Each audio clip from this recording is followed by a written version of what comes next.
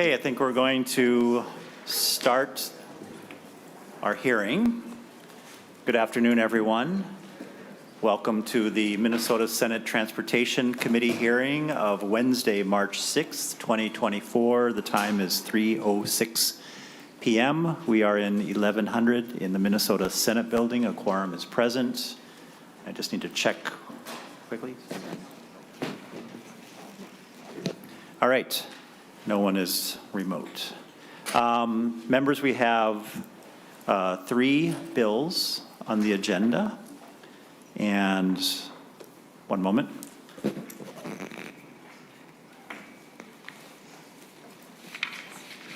Okay. And members, excuse me, there is one member who is remote. Senator McEwen is remote online, and she's watching from or participating from St. Paul, Minnesota. Members, our intention is to lay all of these bills over for possible inclusion in a future bill, unless someone tells me differently at some point, like the smart guy who sits next to me. All right, thank you. So we'll start off with Senator Boldon's Senate File 3993, having to do with active transportation. Welcome, Senator Boldon, to the committee on which you serve, Transportation Committee. Thank you, Mr. Chair. And please proceed as you wish. Very good. Thank you, Mr. Chair and members. So I'm here before you with Senate File 3993, and I do have an amendment. I would like to move the A6 amendment.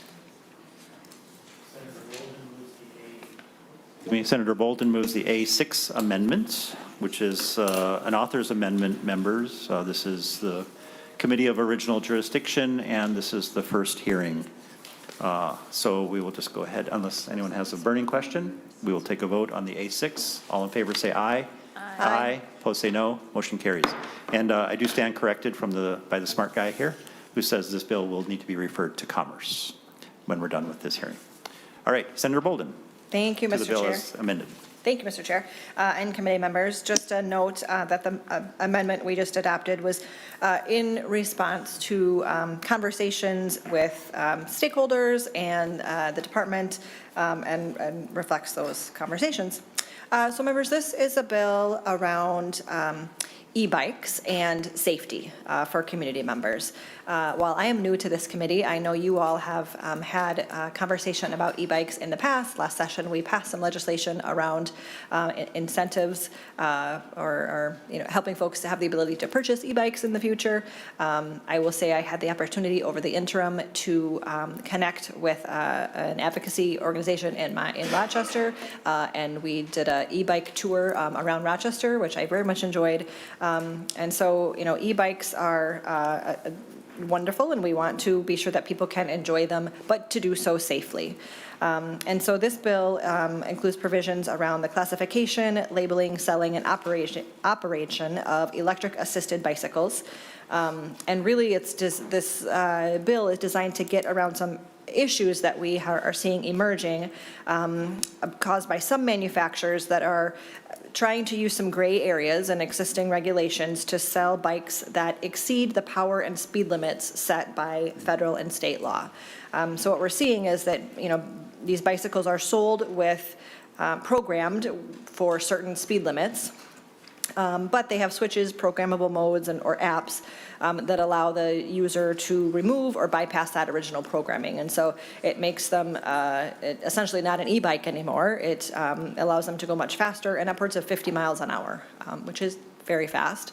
And can be dangerous. And so there have been incidences of these bicycles been involved in crashes and fatalities even in other states, and sometimes involving young riders. And so really we want to get at that safety issue and add some clarification to really what is an e-bike and getting closing that loophole, if you will. So we have some testifiers I would like to turn to, Mr. Chair, and then open for discussion and questions.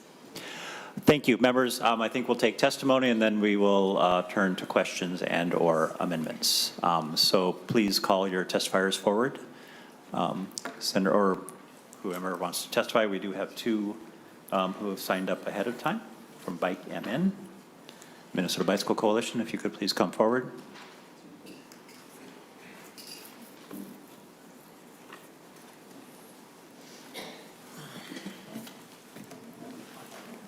Welcome to the committee. Please introduce yourself for the record and proceed with your testimony.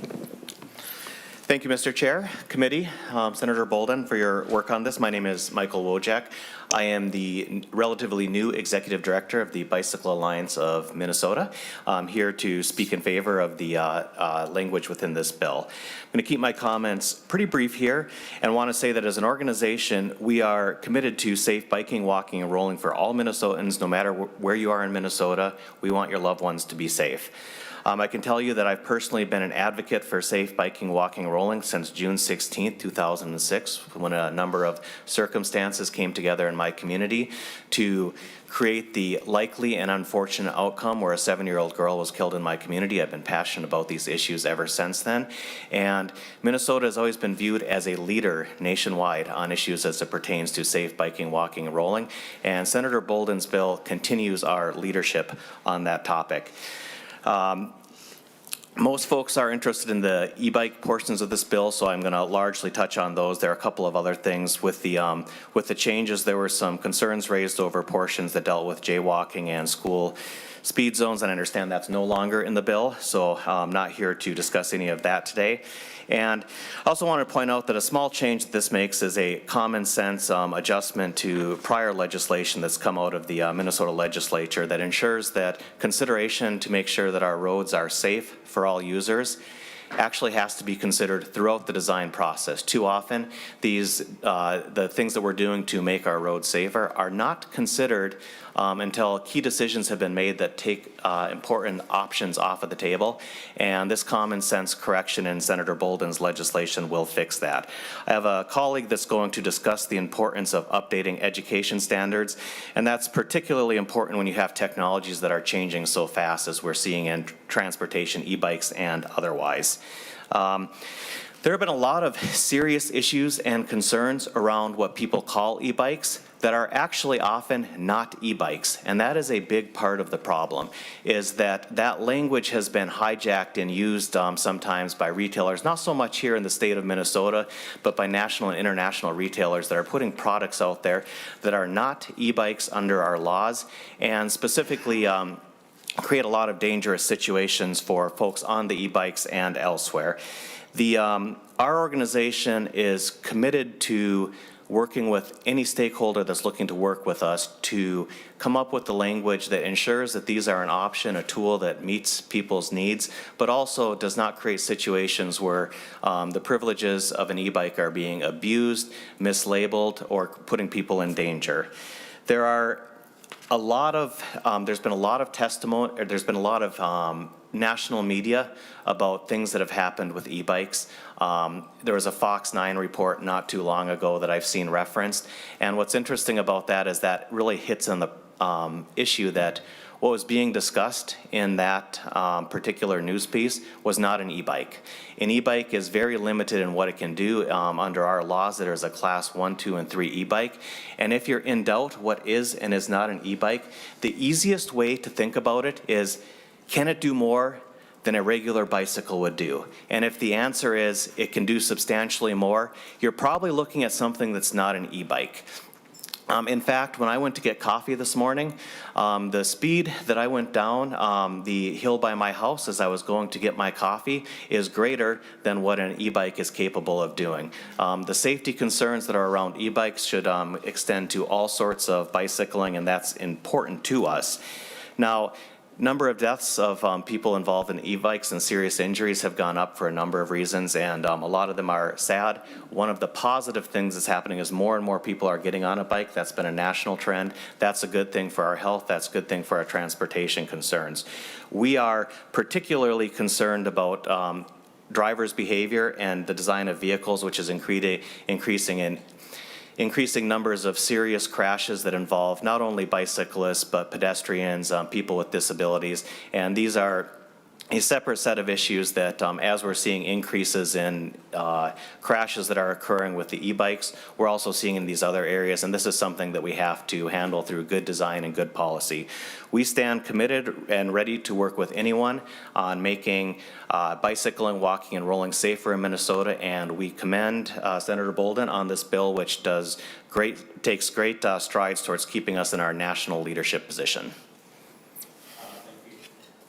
Thank you, Mr. Wojcik. I have CJ Linder.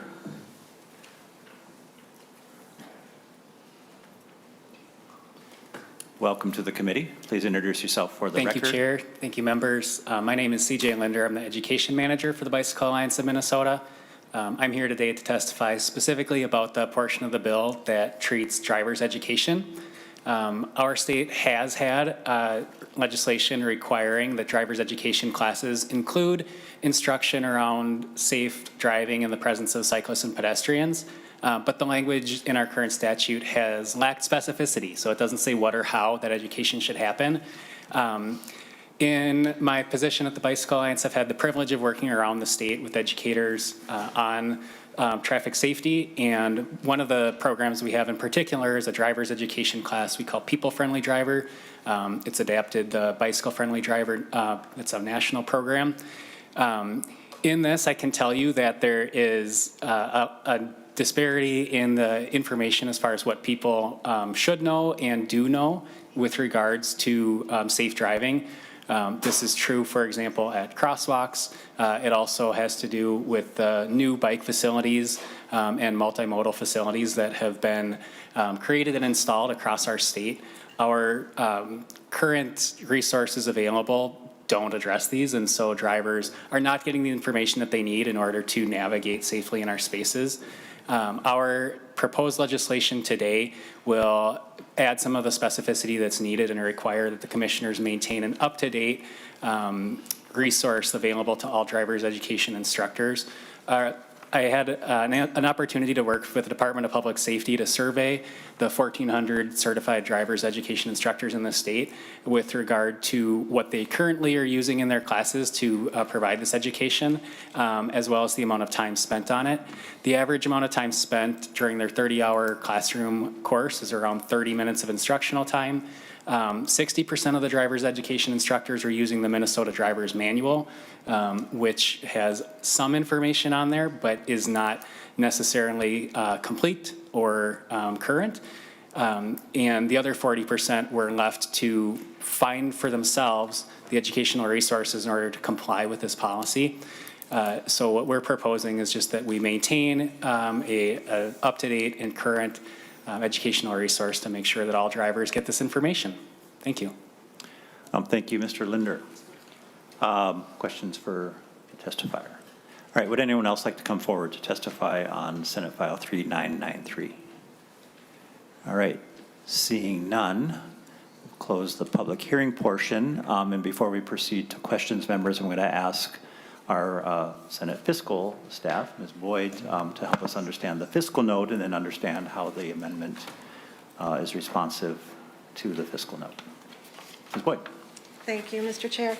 There's just a pretty brief fiscal note. You should all have it in your packets. The Department of Public Safety has a section on how the Class D driver's manual will need to be updated, and then new translations made of those updates. So there is a relatively small translation cost, about $6,000, and that, I believe, is being absorbed by the department in their existing budget. And then there's the fiscal note from the Department of Transportation. Those costs are about $245,000 a year, and I believe that's from fiscal year 25 through fiscal year 28.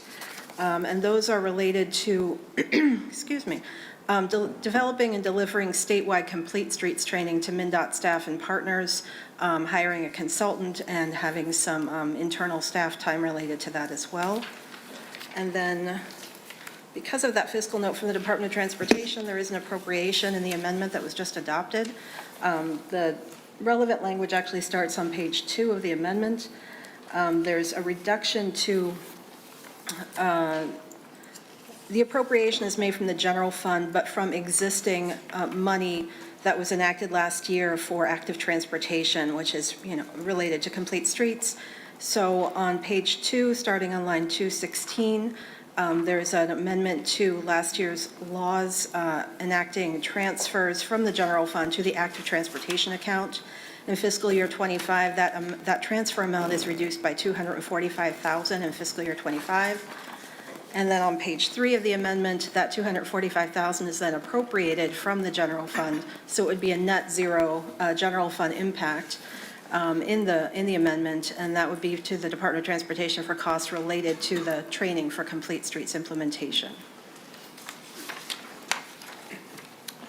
And Ms. Boyd, so this would address Senator Jasinski's concern, which I can anticipate around using trunk highway fund resources for this purpose, correct? Yes, Mr. Chair, I believe the fiscal note had the costs listed from the trunk highway fund, but that's not what's in the amendment. It's from a different source. Thank you. And then one more question. It looks like there's a 245 per year, so there's a second 245,000 that we would need to identify that would come from the trunk highway fund if we don't, for a biennial total of, in the next biennium, of 490,000. Mr. Chair, the fiscal note assesses 245,000 a year need, 25 through 28, so 4 years. The appropriation in the bill is only for one time for fiscal year 25, getting us through the end of the biennium. So we could, refine that appropriation as we come back to this bill when it comes back to us, or pick that up in the next budget bill. But because those funds were one-time transferred from general fund into active transportation, there's sort of a one-time amount available to get us through fiscal year 25. That wouldn't automatically be appropriated from the trunk highway fund thereafter. That appropriation would have to be made by this committee. I see. All right. Thank you. All right. Questions to the fiscal note. Senator Jasinski. Thank you, Mr. Chair. Thank you for bringing it up. That was my concern, as we've always talked about our leakages. This is something that rose my awareness to that, and I just want to make sure that we're doing it up front, but that doesn't at some point slide into trunk highway funds and be taken out of there. So I guess what's our guarantee that it's going to stay coming from the general fund and not from the trunk highway fund is going forward is my concern. I would share that concern, Senator Jasinski, so we'll have to keep talking about that. So this goes to Commerce. I would want, we'll talk about whether we bring the contents of this bill back into an author's mark, or if we just bring the bill back itself, but we'll have continuing conversation and make sure that we address that concern that we share. Thanks. All right. So, members, questions, comments, amendments. Senator Howe. Thank you, Mr. Chair. And Senator Boldon, I've got a question on 1225 to 1227, and I'm trying to understand it when it says a seller of a new powered cycle may not sell the vehicle or offer the vehicle for sale if it's labeled as a class 1, 2, or 3 or multimode electric assisted bicycle. Does that just mean I can't sell it once I own it? Or I don't understand it. And Senator Boldon, feel free to invite your advocates forward if they can help you answer questions too. Thanks. I would thank you, Mr. Chair. Thank you, Senator Howe, for the question. I believe probably our testifier could speak to that in more detail than I can.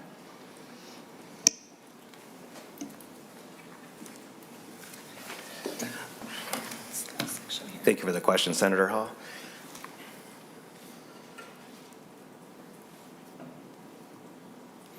I'm just taking a quick look at the language, so I give you one answer, and it's the correct one. We also we have counsel here who might be able to help us too. So Okay. I knew where this language was coming from, and I can help to understand that more. Specifically, the concerns that I brought up about things that are being sold that are not e-bikes, that are being called e-bikes in the state of Minnesota, and they're making us more dangerous. What this language is doing is it's saying that if you're selling something that does not fall into the class 1, 2, or 3 e-bike classification, it may not be sold as an e-bicycle or marketed as an e-bicycle in the state of Minnesota.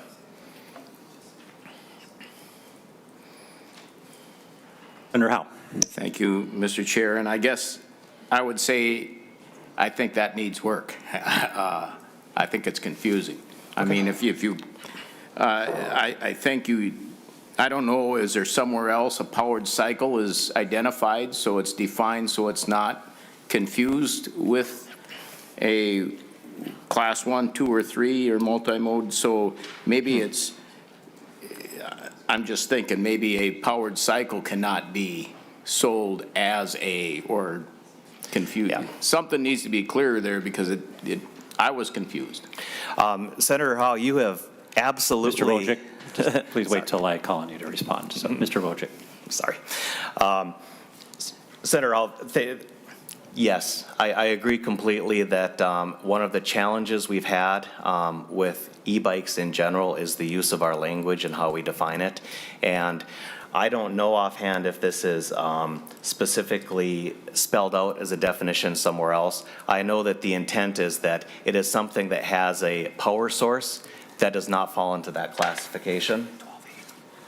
And also, council has some thoughts to maybe clarify. The issue, I mean, the core of the issue is that there are e-bikes that are being sold that are then modified, and in those modifications, they basically become mopeds or motorcycles, and they go way faster than they were originally intended at the point of sale. They're no longer e-bikes then, and they don't belong on bike trails and things like that, and they can't be represented as such anymore as an e-bike, when they're being sold. But council. Mr. Chair. Senator Boldon. Thank you, Mr. Chair. Senator Howe, I just would draw your attention to 12.8, where it does define powered cycle. There's a section there. So it means a vehicle that has an electric motor, has fewer than 4 wheels, and 2 other provisions there. Thank you, Mr. Chair. The problem with that is that would include then, an electric bike has that same type of, I understand you have electric assisted bicycle and electric multi-mode that has definitions that I'll have to go find, but I just think I'd like to hear council's thoughts. Mr. Greenfield. Mr. Chair and members and Senator Howe, the provisions that are being discussed in Section 15 are in the Consumer Protection chapter of law that deal with deceptive trade practices and other forms of products that may or may not, that the legislature speaks to as requiring regulation. And the definition of a powered cycle is not part of the traditional classification of electric-assisted bicycles under both federal and state law that have specific classes that are limited based on the top speed of the vehicle. This definition of a powered cycle pulls in the requirement that there has to be a modification or that they have to be designed or advertised to be readily modifiable. And if you look on 12.12 to 12.15, you see that language that could warrant further consideration about whether a electric assisted bicycle is then designed, manufactured, or intended by the manufacturer or seller to be easily configured to not meet the requirements of an e-bike, meaning that they design the bicycle in a way to circumvent that classification and definition that already exists. So since that falls within a consumer protection chapter of statute, that's where it's addressing that type of prohibited behavior and adjusting the what might be displayed or advertised as part of selling that powered cycle. So, Senator Howe, what's happening is people are selling what they're representing as e-bikes, but with a nod and a wink, or even just straight up, they're saying, but you clip one wire, and suddenly you have what's basically a moped. And then kids are, and Senator Morrison is going to be talking about this in just a minute with her amendment, are hopping on these things and going, helter-skelter all over the community. And, parents are unaware, or, just a lot of things are happening. These bikes are being represented as e-bikes, which, are just basically bikes that have a little bit of a boost. And then you snip one wire and the governor is eliminated, and all of a sudden they're just like, they're basically riding mopeds and motorcycles around the community, and they're not e-bikes. And so that's what we're trying to get to here. Thank you, Mr. Chair. I just think it would be easier to say that a powered cycle that cannot be labeled as a 1, 2, 3, it can't be offered for sale. If it's labeled as such, you can still sell it, you just can't label it as such, and it's kind of confusing, and it isn't simple language as we talked about on a driver's test that we're trying to get to. I think it would be I think it's confusing in the way it's worded. I would hope you would work on it, but I'll leave that go, but I think that's just my recommendation. I think we're in radical agreement here. I think that's what is being attempted here, and to the extent that it's not clear, we'll work with the chief author and yourself and the council to straighten it out. All right. Did you have something further? So another question I have. Yes, go ahead. Thank you. Is, we're granting more rulemaking authority. Wouldn't it, to DPS, wouldn't it be easy for us just to tell them what they kind of need to do in the driver's ed piece instead of letting them write it? I think it would be pretty simple for us to lay it out, what we want these folks to know, instead of giving up our authority as a legislator to give it back up as a rulemaking authority and letting them write everything. Senator Boldon, did you have a response? Thank you, Mr. Chair. Thank you, Senator Howe. Happy to have testifiers weigh in on this as well. But I think I'm happy to have ongoing conversations about that. We have had conversations with DPS as well, and I don't know if you have more to add, Mr. Chair. Mr. Linder, look like you're ready to. Thank you, Chair. Thank you, Senator Howe. I think the crux of the issue here is that the changes are occurring year over year and even faster than that. And so this just directs that the commissioner maintains a current, account or rules and resource. I'll suggest, this is all that can be fruit for further conversation too. I think y'all made that point on my recent bill. How much are we going to send off to rules? How much are we going to specify in statute? It's a legitimate issue. But there is a purpose for rules. Sometimes what we can do is bring back the rules for our review and/or postpone the effective date of the rules to give us the opportunity to review. And of course, we can amend any rule by legislative act. So just some ideas. All right, Senator Howe. Thank you, Mr. Chair. And I got one final comment, I guess, is Mike, the other concern I have is we're going to run this through DPS as far as the DVS for testing and licensing of this. And given that we're already way behind on licensing and testing for just Class D licenses, I'm really concerned that this is going to plug the system up even further and have more delay for folks trying to get a driver's license. And I'll leave it at that, Mr. Chair. Thank you, Senator Howe.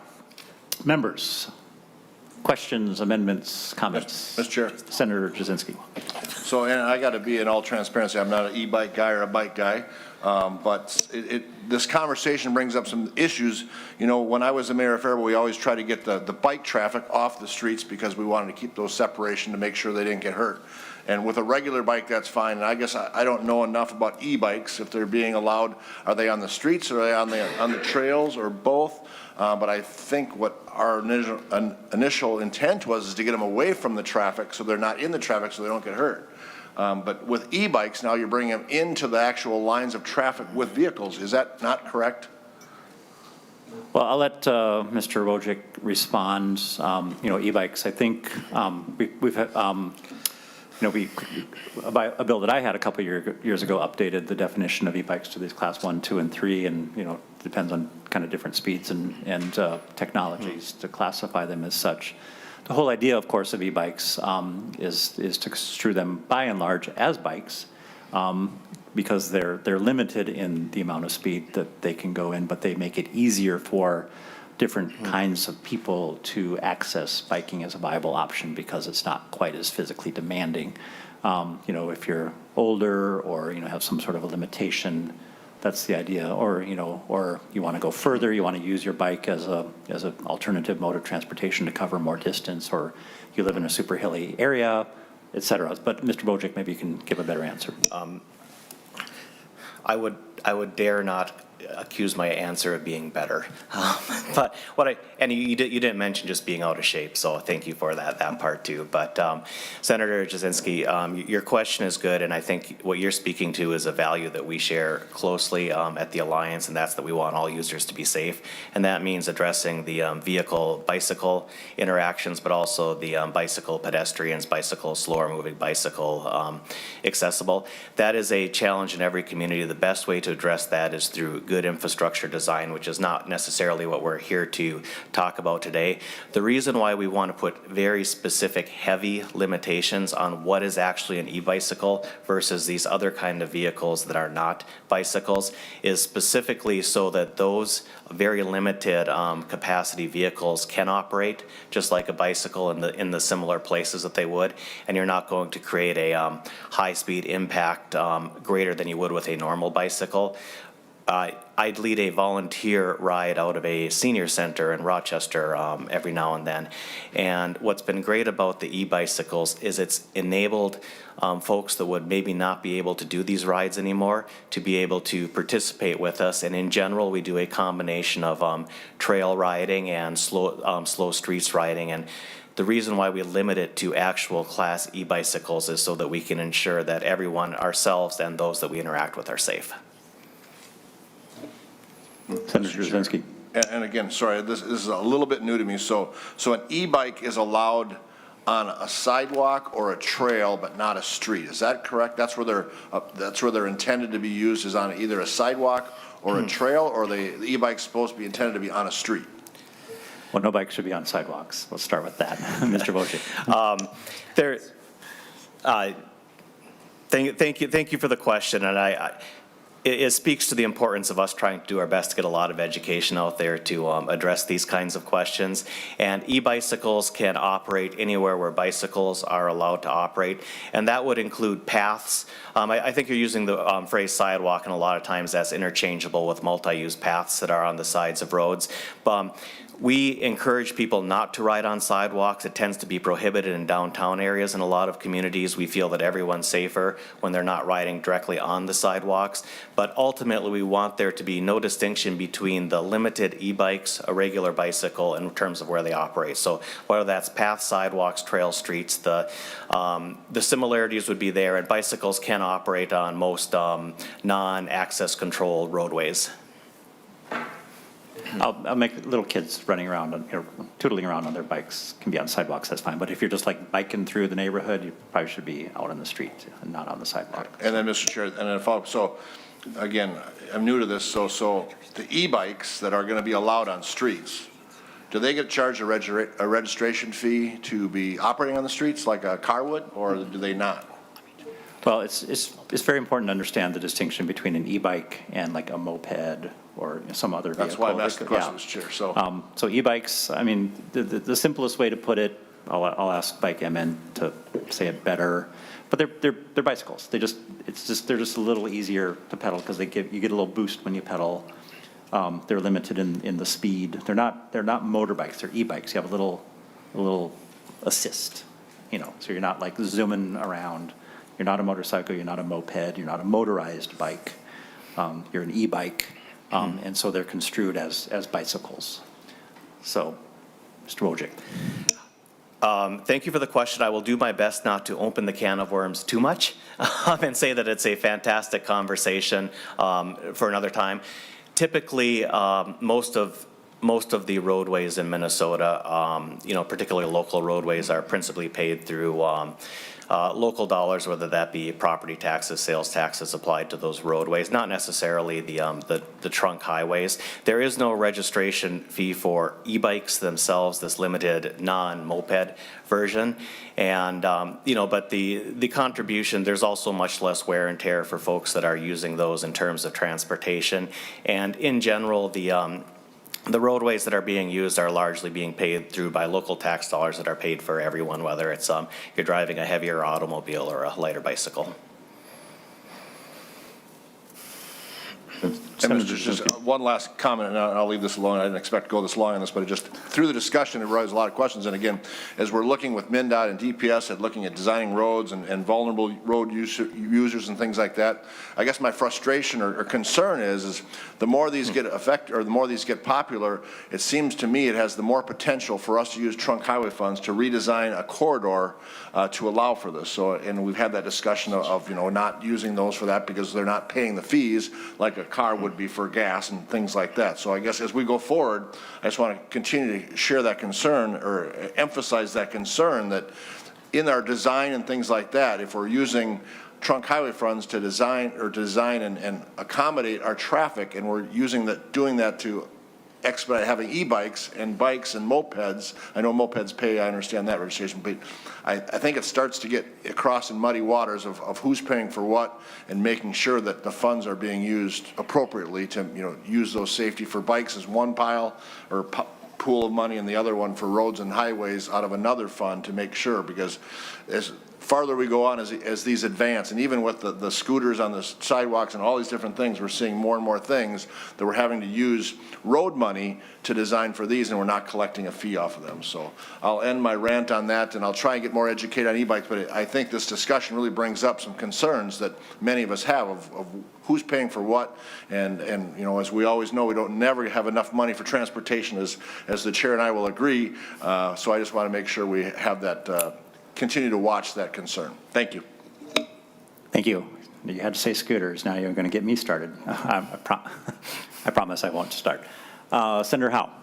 I apologize. I haven't just getting into this, and I'm going to get off the e-bike thing for a second. And I guess I got some issues with the jaywalking piece that's in here. Mr. Chair, Senator Boldon. that piece came out with the amendment. We anticipated. Then I'm going back, Your and anxiety. I guess I'm done then. That was the all keep rounds how fired. calm amendment. All right, Senator Morrison, you've been waving at me for a while. So, Senator Morrison. Thank you, Mr. Chair. At the risk of further muddying this conversation, I would like to offer the A5 amendment. Senator Boldon offers the A5 amendment, which I believe is. Morrison. What did I say? Oh, I'm sorry. I was looking at Boldon, thinking Morrison. Senator Morrison, everyone can now tell that I'm moving up in years too, offers the A5 amendment, which is in members' packets. Senator Morrison. Thank you, Mr. Chair. I think, Mr. Chair, it was more that Senator Boldon doesn't want this amendment. So I wrote this amendment to attempt to address safety concerns about the operation of e-bikes brought to me literally by every city in my district, by mayors, by city council members, by city staff, law enforcement, fire, first responders, and residents who are really concerned about the way e-bikes are being operated in our communities. So with that in mind, the A5 would add e-bike informational safety training to the active transportation safety training that last year's transportation bill established for public school students in K through 3. It would establish an e-bike operator's permit and the requirements for obtaining a permit, and require the permit for anyone 15 and older who rides an e-bike and does not have a valid driver's license. It would also require that riders under the age of 18 wear a helmet approved by DPS. And finally, it would ask MnDOT and DPS, along with the Active Transportation Advisory Committee and the Advisory Council on Traffic Safety, to conduct a study and submit recommendations to the legislature on the operation of e-bikes by people under the age of 18. I think this is a conversation that needs to be continued. I think there's more work that needs to be done on this amendment, and we may reintroduce it as an amendment on a different bill or perhaps as a standalone bill. So, Mr. Chair, with that, I would withdraw the amendment. Thank you, and I'll just add, this amendment came about, the two of us were kind of working in parallel on these issues, and then discovered our mutual interest, and so merged our efforts. And it goes to the issues that we were discussing earlier in response to Senator Howe's questions. And of course, we sprung this amendment on Senator Boldon and the advocates this morning. So it was a lot to absorb in a very short amount of time. But Senator Boldon, if you just wanted to give a quick response, I appreciate that. Thanks. Thank you, Mr. Chair. Yeah, I appreciate the opportunity to give a response. And I appreciate the conversation I had with Senator Morrison this morning about this, and appreciate the work that has gone into it. The goal truly is to be sure that people are safe. We share that, and I'm very committed to continuing the conversation to that end, and appreciate the just the reality of, there's a fair bit in that amendment. And so in the short time between when I saw it this morning and this committee, I think there, maybe more time would be appreciated to sort of work through the language and, fully understand that. But I'm committed to that and want to be sure, certainly, that we are keeping everyone safe. So thank you for that work. Great. Thank you. Senator Jasinski. Thank you, Mr. Chair. Thank you, Senator Morrison. And that just brings up one more question. I'll be brief, but does DPS track the incidences that we have with accidents? I know they track a lot on accidents and things like that, and those, does DPS track incidences that are involved with either an e-bike, something like that that's involved in that? If someone's from DPS, I don't know. Senator Boldon, if you know, otherwise if there's anyone here, I see DPS is waving their hand. Oh. Mr. Chair, I do not know the answer to that. Would be happy to phone a friend if someone else does. All right. Someone in the know is making their way forward. Thank you, Mr. Chair. Welcome. I'm Nicole Morris at the University of Minnesota, and I designed the state's crash report, which is why I know the answer to the question. So, no, we don't have that information. We don't have that level of detail about whether or not a bicycle is an e-scooter or not. So we're in the process of updating the crash reporting system for MUC 6, but currently we don't have that level of detail.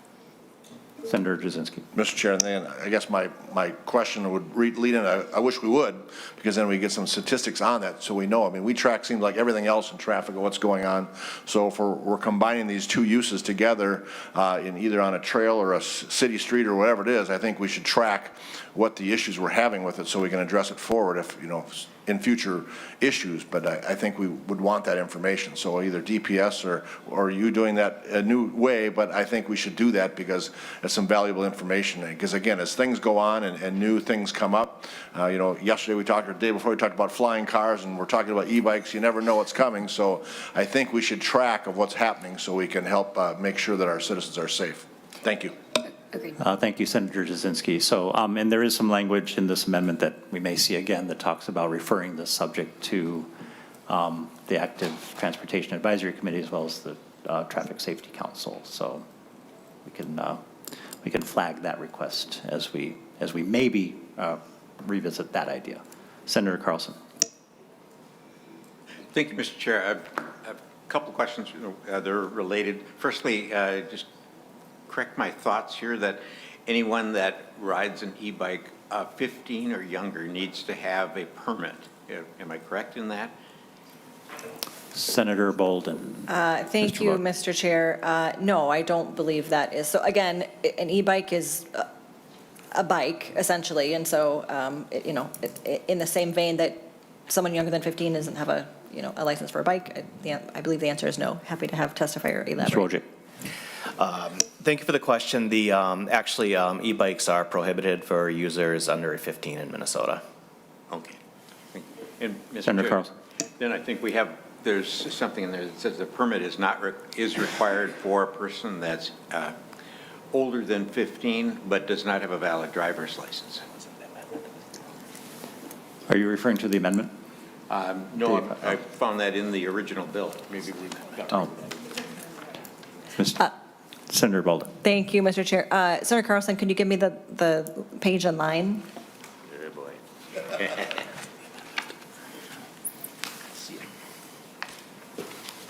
I'm actually, Maybe council can help. Mr. Greenfield. Mr. Chair, Senator Carlson and Senator Boldon, I believe you might be referring to the language from the A5 amendment. I drafted the A5 amendment, so that phrase rings a bell. Under the A5 that was withdrawn by Senator Morrison, there was a specific reference that if a person who was under the age of 18 had a driver's license, they need not apply for an operator permit for an electric assisted bicycle. So that is proposed but withdrawn. thank you. And then one other Senator question, and I'll give you a line on this one. It's mentioned a few times. For instance, on 5.23 in the original bill as introduced, it said that a peace officer is prohibited from stopping, detaining, or issuing a citation to a person for violation of, and then, you know, there's other places where this appears, but they're talking about what violations might happen. It says that. Senator Carlson, that was deleted out of the bill. In all places? Because there's other places where it appears as well. Mr. Greenfield. And it's just a matter of what we used to call a primary stop. And I'm wondering what other situations might they stop a person that is actually a violation that is not released from those words. So, for instance, blowing through a stop sign, red light, anything like that. And I believe right now that a bicycle, a human-powered bicycle, is supposed to follow the same rules that an automobile does. So that would be a violation that I would think they could get stopped for. Am I correct in that? Yes, with the passage of last year's law, the modified Idaho stop, bicycles have to stop for stop lights. They can roll through stop signs if it's safe, but they have to stop for stop lights, Okay. yes. Which they could then get a primary ticket for if they fail. All right, thanks. All right, members, questions, comments, amendments? All right. Senator Boldon, would you like to make a motion on your bill? It needs to go to Commerce. I would, Mr. Chair, and thank you, members, for the discussion. I would move that Senate File 3993 as amended be recommended to pass and be referred to the Committee on Commerce. All right. All in favor of Senator Boldon's motion, say aye. Aye. Opposed, say no. Motion carries. Thank you, Senator Thank you, Boldon. members. Senator Mohamed, welcome.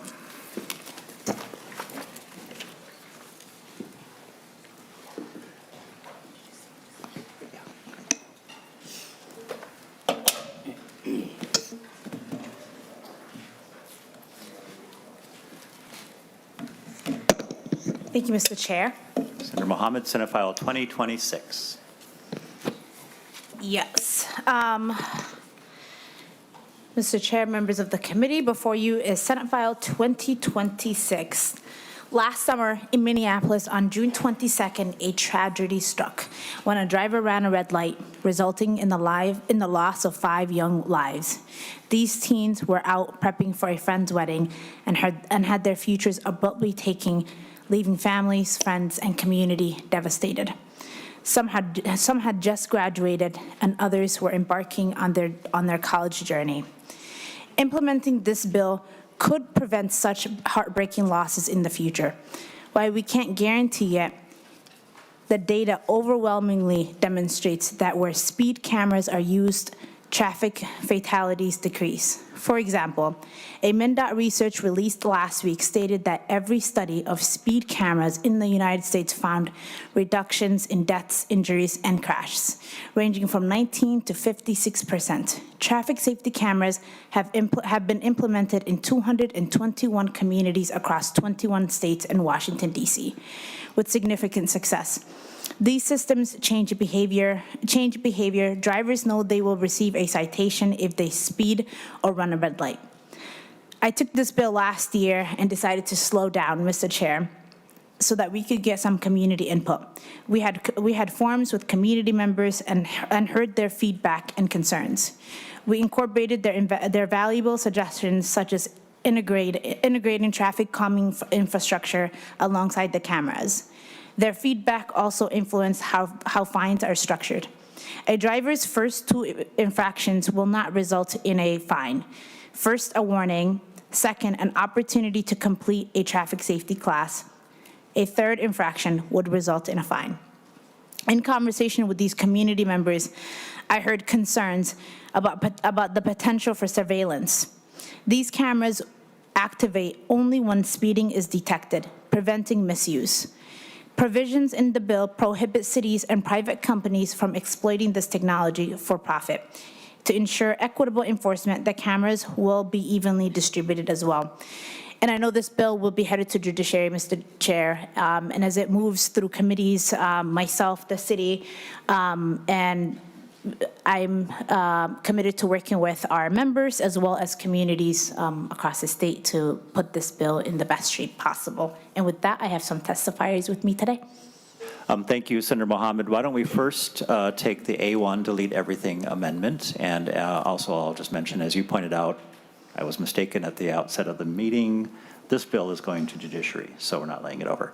So Senator Morrison, would you like to offer the A1 amendment?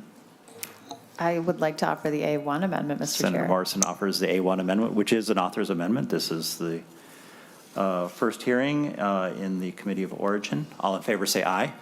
Aye. Opposed say no. Motion carries. All right, Mr. Foley. Thank you, Chair. Members of the committee, my name is Ethan Foley. I am the Vision Zero Program Coordinator for the City of Minneapolis. I'm going to share my screen with a few slides here. All right, if I can get it to go. Okay, so the city supports traffic safety cameras and is interested in implementing them because they are proven effective at reducing traffic crashes and saving lives. The city has a goal of reaching 0 traffic deaths, and we're not there yet. This provision in the bill that allows for speed and red light cameras help us to address 2 of our top factors in severe and fatal crashes in Minneapolis. And I want to emphasize that this is just part of our holistic approach to traffic safety. This isn't the only thing we're doing, but we think it's a very important part of our step to make our streets safer. So we're heading, since 2020, in the wrong direction on traffic safety. This is true across the state and the country, and even more acutely true in the city of Minneapolis, as you see here. Senator Mohamed mentioned some of these lives lost. These are all unacceptable deaths. All these folks should be alive, and this bill can help. As I mentioned, you can see driver speeding as our #1 factor in severe and fatal crashes in Minneapolis, and drivers running red lights is #4. Since 2020, we've seen the increase in crashes clearly involving speeding, that now it's about 2/3 of all of our fatal crashes involve someone who's clearly speeding. We have to do something about this. 31 lives have been lost in just Minneapolis in the last 2 years in crashes that involved a driver who was either speeding or running a red light. 18 of these lives were totally innocent. They were just trying to cross the street with their kids, as one mother was when she was hit by a driver who ran a red light at high speed, and she was killed and her kids were severely injured. She was just trying to cross the street on a walk sign. There are many innocent lives, and we need to, this will help us address that reality. So I want to talk just reiterate some of the provisions in this bill, and I know that folks are interested in the details on this. So first of all, this is widely used around the country. You can see here 28 total states have either speed or red light cameras. All kinds of different states, including our neighbor in Iowa. Speed safety cameras, really well proven, as Senator Mohamed mentioned, and I think Minda can speak to this even a little more. Red light cameras are used even more widely than speed cameras, and also found to be effective at decreasing total injury crashes. So this bill in particular allows local jurisdictions to implement speed and red light cameras at high crash locations near school. The amendment includes a limiting the number of camera systems that a local community can have to 1 per 10,000 residents, or for cities as smaller than that, up to 1. And then in addition to that local authority, it directs MnDOT and the Department of Public Safety to lead a work zone speed safety camera pilot. As part of that, we know that there's interest in understanding how does this work in Minnesota. So there are requirements for independent evaluation and reports to the legislature. And then, as Senator Mohamed noted, it's important that we set forth regulations and a framework to make sure this is done fairly, effectively, equitably, and that protects privacy. So I'll talk about a few of those things quickly. These are just covering kind of the different provisions that steps a city or county or town would have to go through to use this. I'm not going to go through all these, but the bill outlines requirements there. MnDOT and DPS are also required to create standards and different requirements that cities and counties and others would have to follow to implement these systems. The bill is really focused on addressing unsafe behavior while making sure we're not being overly punitive. So we're trying to change the behavior. So all locations must be signed ahead of time in the bill and must be listed on a public website. The speed camera violations only tick in at 10 plus miles an hour over the speed limit. So this isn't like a gotcha for you're going 1 mile an hour over the speed limit. This is like on our city streets in Minneapolis, which typically have 25-mile-an-hour speed limit. You're going 35 miles an hour in a 25-mile-an-hour zone near a school. This is significant speeding. There are warnings that are required as part of the bill to make sure that people get a warning before they get a citation. When those citations come in, they're priced like a parking ticket. This changes behavior, but it's not overly punitive. Owners, of course, can contest citations. If they their car was stolen or something, they wouldn't be liable. Violations do not go on driving records. And that's very important, again, not to be overly punitive, and we're not identifying the driver as part of this program. And because all this can't be grounds for revoking or suspending a license or arrest. We hear a lot about privacy, so just note that Senator Mohamed, as Senator Mohamed noted, the provisions in this bill restrict the use of traffic safety cameras solely to their function for speed or red light camera enforcement. And cameras can only take a picture of the back license plate, and they cannot take a picture of anyone that makes them in a way that makes them identifiable. So this is not a tool for surveillance, and the bill has measures to prohibit that. So those are some key provisions in the bill, and with that, I think we'll move on to other testifiers. Thank you. Thank you. So I see we have Mayor Fry, who's joined us, and I understand he would like to share some testimony, some thoughts with us. Welcome to the committee, Mayor Fry. Thank you, Chair Dibble. Thank you, Senators, for having me here today. My name is Jacob Fry. I'm the mayor of Minneapolis, and I'm proud to testify in support of Senate File 2026, which, as Mr. Foley and Senator Mohamed have mentioned, is the bill involving some form of traffic cameras. This could be utilized both for speeding as well as running red lights. I'm sure all of you as elected representatives oftentimes get questions around traffic safety. Certainly at the city of Minneapolis, we constantly get requests for ballards, for roundabouts, additional stop sign placement, any potential traffic calming devices that we have. Electeds, whether or not they have control, get asked about it, and certainly at the city of Minneapolis, we do have quite a bit of control. That being said, the best way to do that is not simply through police officers pulling someone over, especially when we've presently got a shortage. We're looking for other mechanisms to make sure that people are simply obeying the law, and we're reducing the number of fatalities that we see on an annual basis. Mr. Foley mentioned just a second ago that we were looking at, I think, 31 fatalities over the last couple of years. Clearly, we're not at the Vision Zero yet. We need to get there. These are about people's families. These are about people's loved ones, and we need to make sure that they're safe. This is not a novel thing in that it's done in a number of different states throughout the country, including where I grew up. And from personal experience and having gotten one of these tickets, I'll tell you it's effective. I learned my lesson. And this could be an effective measure here, not to mention the initial rollout is through a pilot.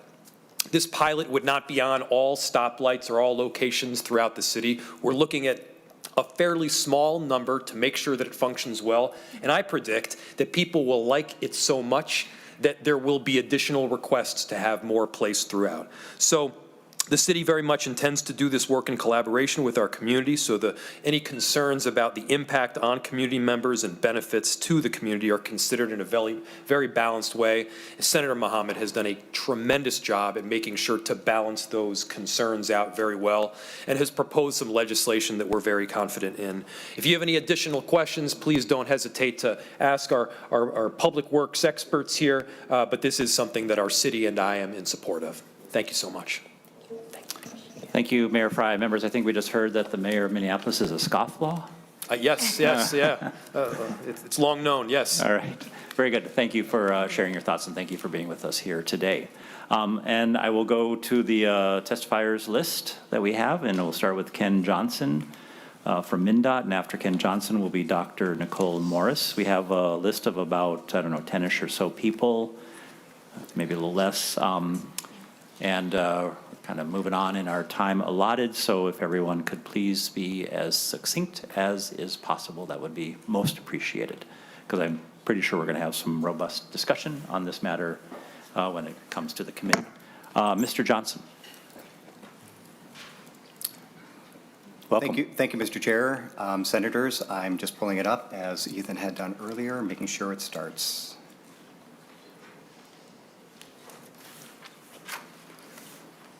Looks like we're ready to go. All right. Again, good afternoon, Mr. Chair and members of the committee. My name is Ken Johnson, Assistant State Traffic Engineer with MnDOT's Office of Traffic Engineering. MnDOT has been involved in the development of a few reports related to speed safety cameras, and this presentation will cover a brief summary of each. The first report is a work zone speed management study a legislative report that MnDOT and the Department of Public Safety led and provided to the legislature in 2022. The second report is a speed safety camera transportation research synthesis that looked into the effectiveness of speed safety cameras. Ethan had mentioned that a little bit earlier. The third and final report is a transportation research synthesis that looked into the administrative rules and structures, as well as the current implementation in a variety of governmental agencies across the country. I'll first start with the work zone speed management study. The development of the study is a result of a law passed in 2021 that required MnDOT and the Department of Public Safety to perform a study.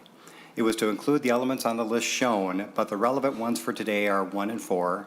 It looked into existing legal authority for methods to reduce vehicle speeds and improve safety in work zones, and it made recommendations on changes to state law to improve work zone safety. The primary reason the study was initiated was to improve work zone safety. Legislators know this. Work zones are challenging.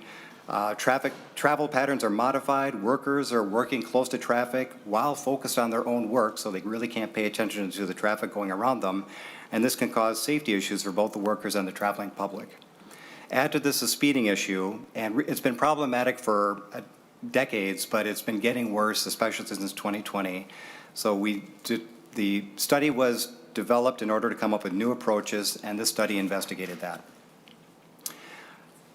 What you see on the screen right now is just one example of speeding within a work zone. MnDOT implemented a 60-mile-an-hour work zone speed limit in a Maple Grove work zone along I-94 in 2020. Over this specific week where speeds were measured, we found that only 36% of drivers followed the speed limit of 60 miles per hour. 64% exceeded the speed limit, and 4% were excessively speeding. 4% may not sound like much, but that ends up being 13,500 vehicles within that week were driving over 75 miles per hour in a 60-mile-an-hour work zone. Now, these are numbers for that specific project, but it's absolutely not uncommon for our freeway projects. Speed limits are particularly difficult to enforce in work zones since there's usually not room to pull drivers over. There's also driver behavior to take into account. Troopers have told us that drivers are often confused on what to do when they're getting pulled over in a work zone. Some have even stopped in the through travel lanes. Indicative of this issue, we can look at the number of work zone speed limit citations that have been issued over the past few years. In 2018, across the state, 406 work zone citations were issued. In 2019, 340 work zone speed limit citations were issued. And in 2020, only 330 work zone speed limit citations were issued across the state. Now compare that to the over 13,500 drivers that exceed the speed limit by over 15 miles per hour in that 1 week in a Maple Grove work zone. The only recommendation from the report that required statutory changes would be related to a speed safety camera demonstration project, which the report recommended be pursued. Listed are the reasons why the recommendation was made. It's difficult to enforce speed limits within a work zone. Speed safety cameras are used by a number of governmental agencies and have been shown to be effective. They have been identified as a proven safety countermeasure from the Federal Highway Administration and the National Highway Traffic Safety Administration. And within Minnesota, research has shown strong public support for speed safety cameras to be used in work zones and school zones.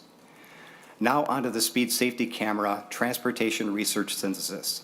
A transportation research synthesis, I'll start calling that a TRS because that's a mouthful, is a type of study that pulls together existing relevant research studies, analyzes all that data, and summarizes the results. It is a fact-finding endeavor, and it is not intended to provide guidance or recommendation. In 2021, MnDOT initiated a TRS to answer the following questions. Are speed safety cameras effective in reducing and managing speeds? Can speed safety cameras reduce the severity and frequency of crashes? And are there spillover effects or other unintended consequences when you implement a speed safety camera? Published in February 2023, the TRS found the following. On the left side, you can see a chart that shows the growth of the use of speed safety cameras throughout the country over the past couple of decades. As indicated earlier, 150 communities in 21 states in the state and the District of Columbia are using speed safety camera systems. This TRS found that fines and program administration vary, but most use administrative citations. The research on the right-hand side indicates that speed safety cameras are an effective countermeasure for reducing motorist speeds. This was from 13 methodologically sound studies and 4 literature reviews that showed reductions in mean, threshold, and 85th percentile speeds. It also found that speed safety cameras are effective in reducing crashes, including fatal and serious injury crashes, which is our focus. And that is from 8 methodologically sound studies and 6 literature reviews that looked at data over multiple years. Spillover effects for the speed reduction were mixed, but no unintended consequences were observed in the research. Here's an example of what an implementation in Maryland did when they started using speed safety cameras. They found that before they implemented the program, 7% of the drivers going through work zones were exceeding the speed limit by over 10 miles per hour.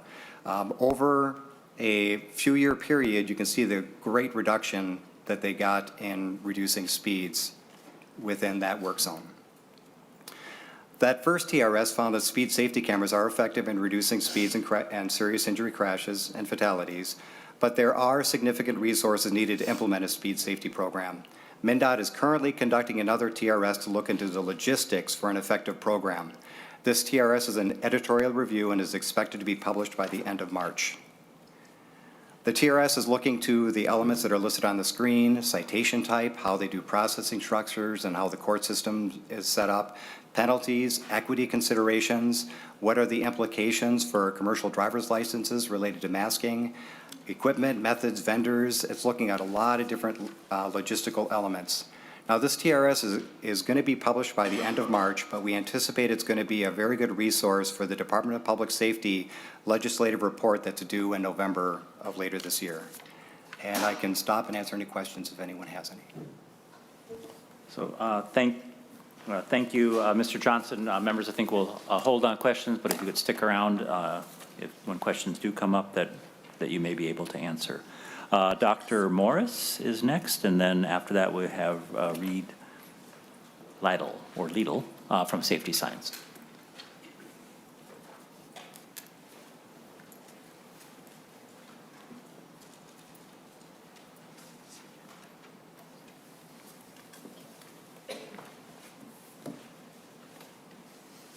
Welcome to the committee. Please introduce yourself again Mr. Chair. for the record and proceed. Thanks. Thank you, Mr. Chair and members. I am Professor Nicole Morris from the University of Minnesota.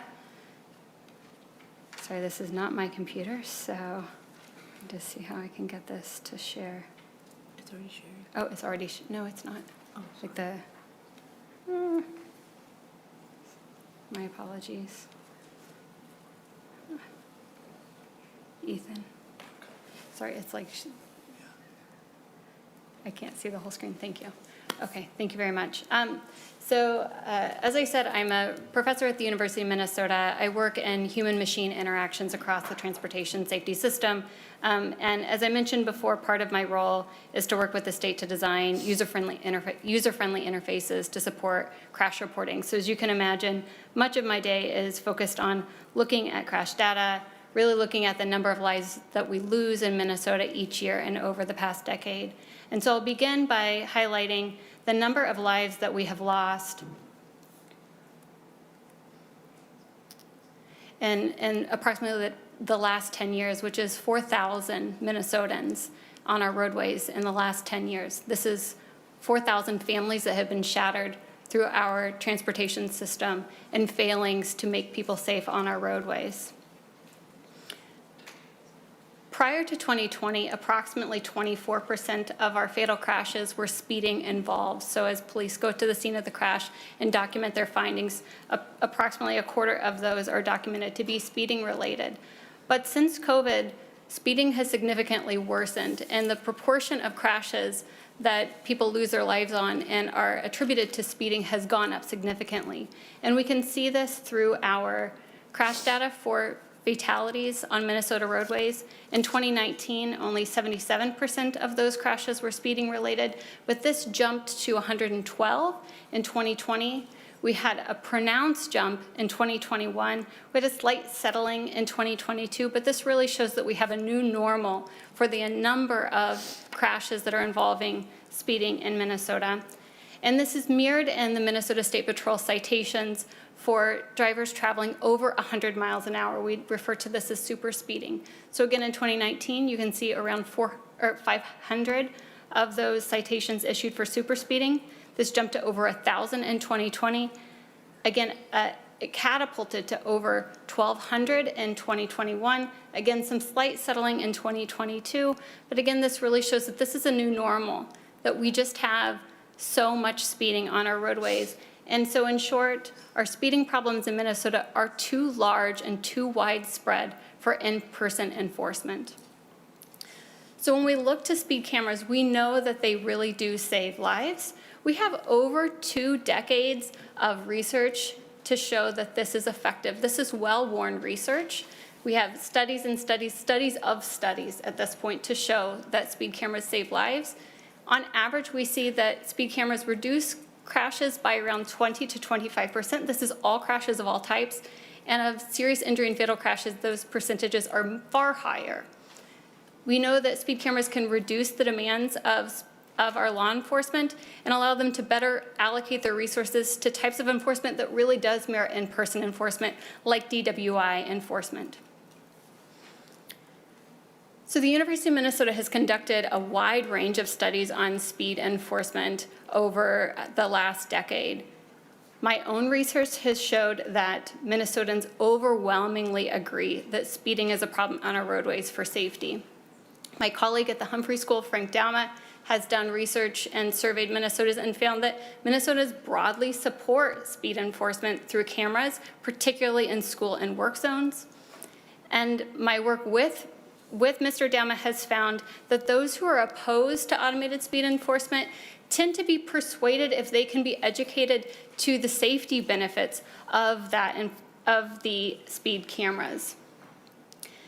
And finally, my own research has found that speed cameras, when they're paired with the Your Speed signs, actually result in reduced distraction of drivers as they're driving through work zones. So what's at stake without action? We need bold moves in Minnesota if we're ever going to achieve our Vision Zero goals. We are on track to lose another 4,000 lives in the next 10 years in Minnesota if we do nothing. We must act. This is going to be so financially expensive for our economy. We are at risk of losing $6.8 billion in economic losses for our fatal crashes alone in the next decade. And of course, this is not measurable in the loss and the turmoil of Minnesota families to lose all of those lives in the coming years. So this bill is consistent with research at the University of Minnesota, and I ask you to support it. I'm happy to answer any questions. Thank you, Dr. Morris. So moving on to Mr. Lytle. Please correct the pronunciation of your name if I got it wrong, and then we'll go on to Minneapolis City Council Member Michael Rainville. Thank you, Chair Dibble and members. My name is Reed Leadley, and I am the Vice President of Safety Signs. So when you see the orange stuff out in work zones, the barricades and the drums, that's our equipment or a company like ours. And many of you have come out into our work zones to see what it's like behind the barricades, traveled through our work zones to experience this firsthand. And you know, I'm on several committees and councils and boards of directors related to roadway safety and work zone safety. And I currently have the honor of being on the legislatively established advisory council on traffic safety, and I'm representing the contractors. So those are the companies and the men and women who are out in the work zones working next to traffic. And I don't think anyone feels like we don't have a serious issue around speeding that we need to address, right? And so we have lots of academia and research, and you've heard testimony on that today. So if I'm in your chair, I'm like, okay, has this been well vetted? Check. Yes, it has. And then, you know, do we have a problem that we need to solve? Yes. You just heard thousands of lives and deaths around speeding and how those numbers are skyrocketing. And, you know, what I wanted to drive home today is from that worker's perspective. The men and the women, they're out on the roadway next to traffic, and these cars that are going, we've tracked cars going over 110 miles an hour through our work zones next to our workers.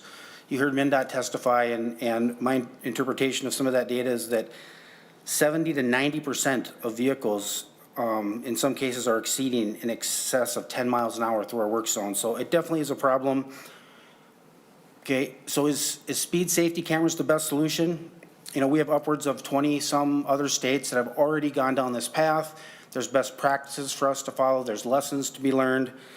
And we see the data is there, significant reductions in violations, significant reductions in fatalities.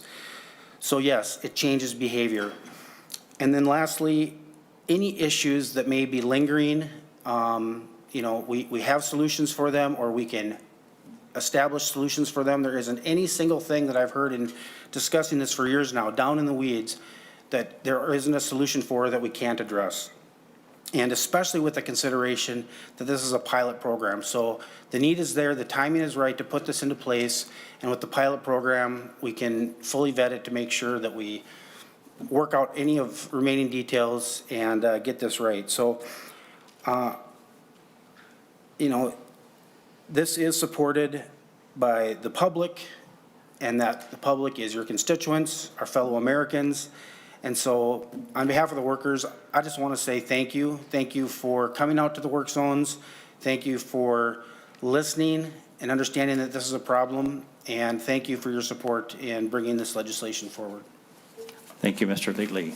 So we have Minneapolis City Council Member Michael Rainville, and following him will be Kelly McCarthy, the Chief of Police in Mendota Heights.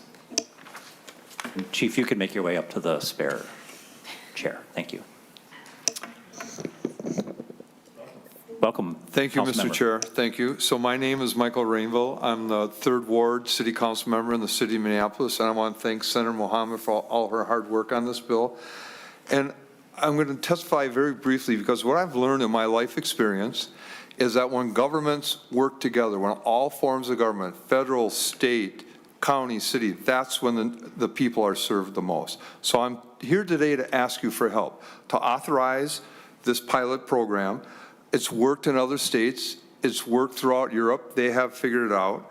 And if a city in your area does not want this pilot program, they don't have to institute it. So I'm asking on behalf of the city of Minneapolis to please help us keep our city safe and our residents safer. So from one elected official to another, thank you for your time. It's late in the day, and I pride myself on being brief and to the point, so thank you very much. Thank you, Senator Mohamed. Thank you, Council Members. We're Team Transpo, though. We're just getting going, right? It's not late in the day for us. Chief, welcome to the committee. Please introduce yourself and then proceed. Thank you, Chair Dibble and members of the committee. My name is Kelly McCarthy. I'm in my 25th year in law enforcement, my 8th year as the Chief of Police for the Mendota Heights Police Department today. And I'm before you today in support of Senate File 2026. We are very fortunate in Mendota Heights that the #1 safety concern for our residents is traffic, specifically speeding. While we have a trail system that connects our parks, there are no sidewalks in Mendota Heights neighborhoods, and pedestrians and cyclists share the road with vehicles. After researching ways to respond to citizen concerns while improving traffic safety and limiting police interactions for low-level traffic offenses, the city purchased a speed camera system in 2021. We worked with our community to ensure the device was deployed in a thoughtful and transparent way. We worked with privacy advocates and established our procedures which do not put any data in the hands of a third-party vendor. We not only advertise the placement of the speed camera, but we create and publish a public link where anyone can go to the site and see some of the data collected, like the number of cars, average speed, and the 85th percentile speed, in 15-minute increments. We currently use the data from the speed camera in 2 ways. We mail out warnings to registered owners of vehicles observed speeding, and we use the data to effectively and efficiently deploy our limited patrol resources. The feedback we have received has been overwhelmingly positive. You can check out the posts on our Facebook page and see that the comments are full of our residents asking for the speed camera to be deployed in their neighborhood on their street. We all know that nothing is perfect and there's no one solution to traffic safety issues. Technology does not fix systemic inequalities and racism, but I can confidently say that the use of the speed camera system is less intrusive than any other safety mechanisms that we currently employ. It is less intrusive than automatic license plate readers. It is less intrusive than traffic cameras, and it is infinitely less intrusive than a traffic stop by an officer. Please help us ensure traffic safety and maintain and increase police legitimacy by approving Senate File 2026. Thank you. Thank you, Chief. So we have Brian McDaniel, although I don't see, oh, there he is. He's hiding in the back. All right. So Brian McDaniel is making his way forward, and I'll also invite Tim Marino forward.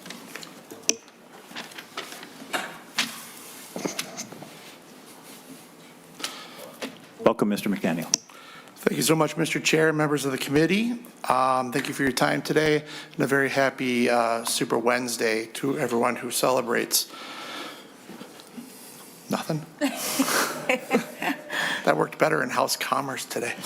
But anyway, my name is Brian McDaniel, and I'm here speaking on behalf of the Minnesota Asphalt Pavement Association. The Minnesota Asphalt Pavement Association is a trade association that represents asphalt contractors who work from driveways to freeways. Work zone safety is the #1 priority of our association for everyone who is in our association as a member or as an associate member. Work zone safety, roadways are our workspace, and keeping our workers as well as those who drive on those in those work zones safe is our #1 priority. We take it very seriously.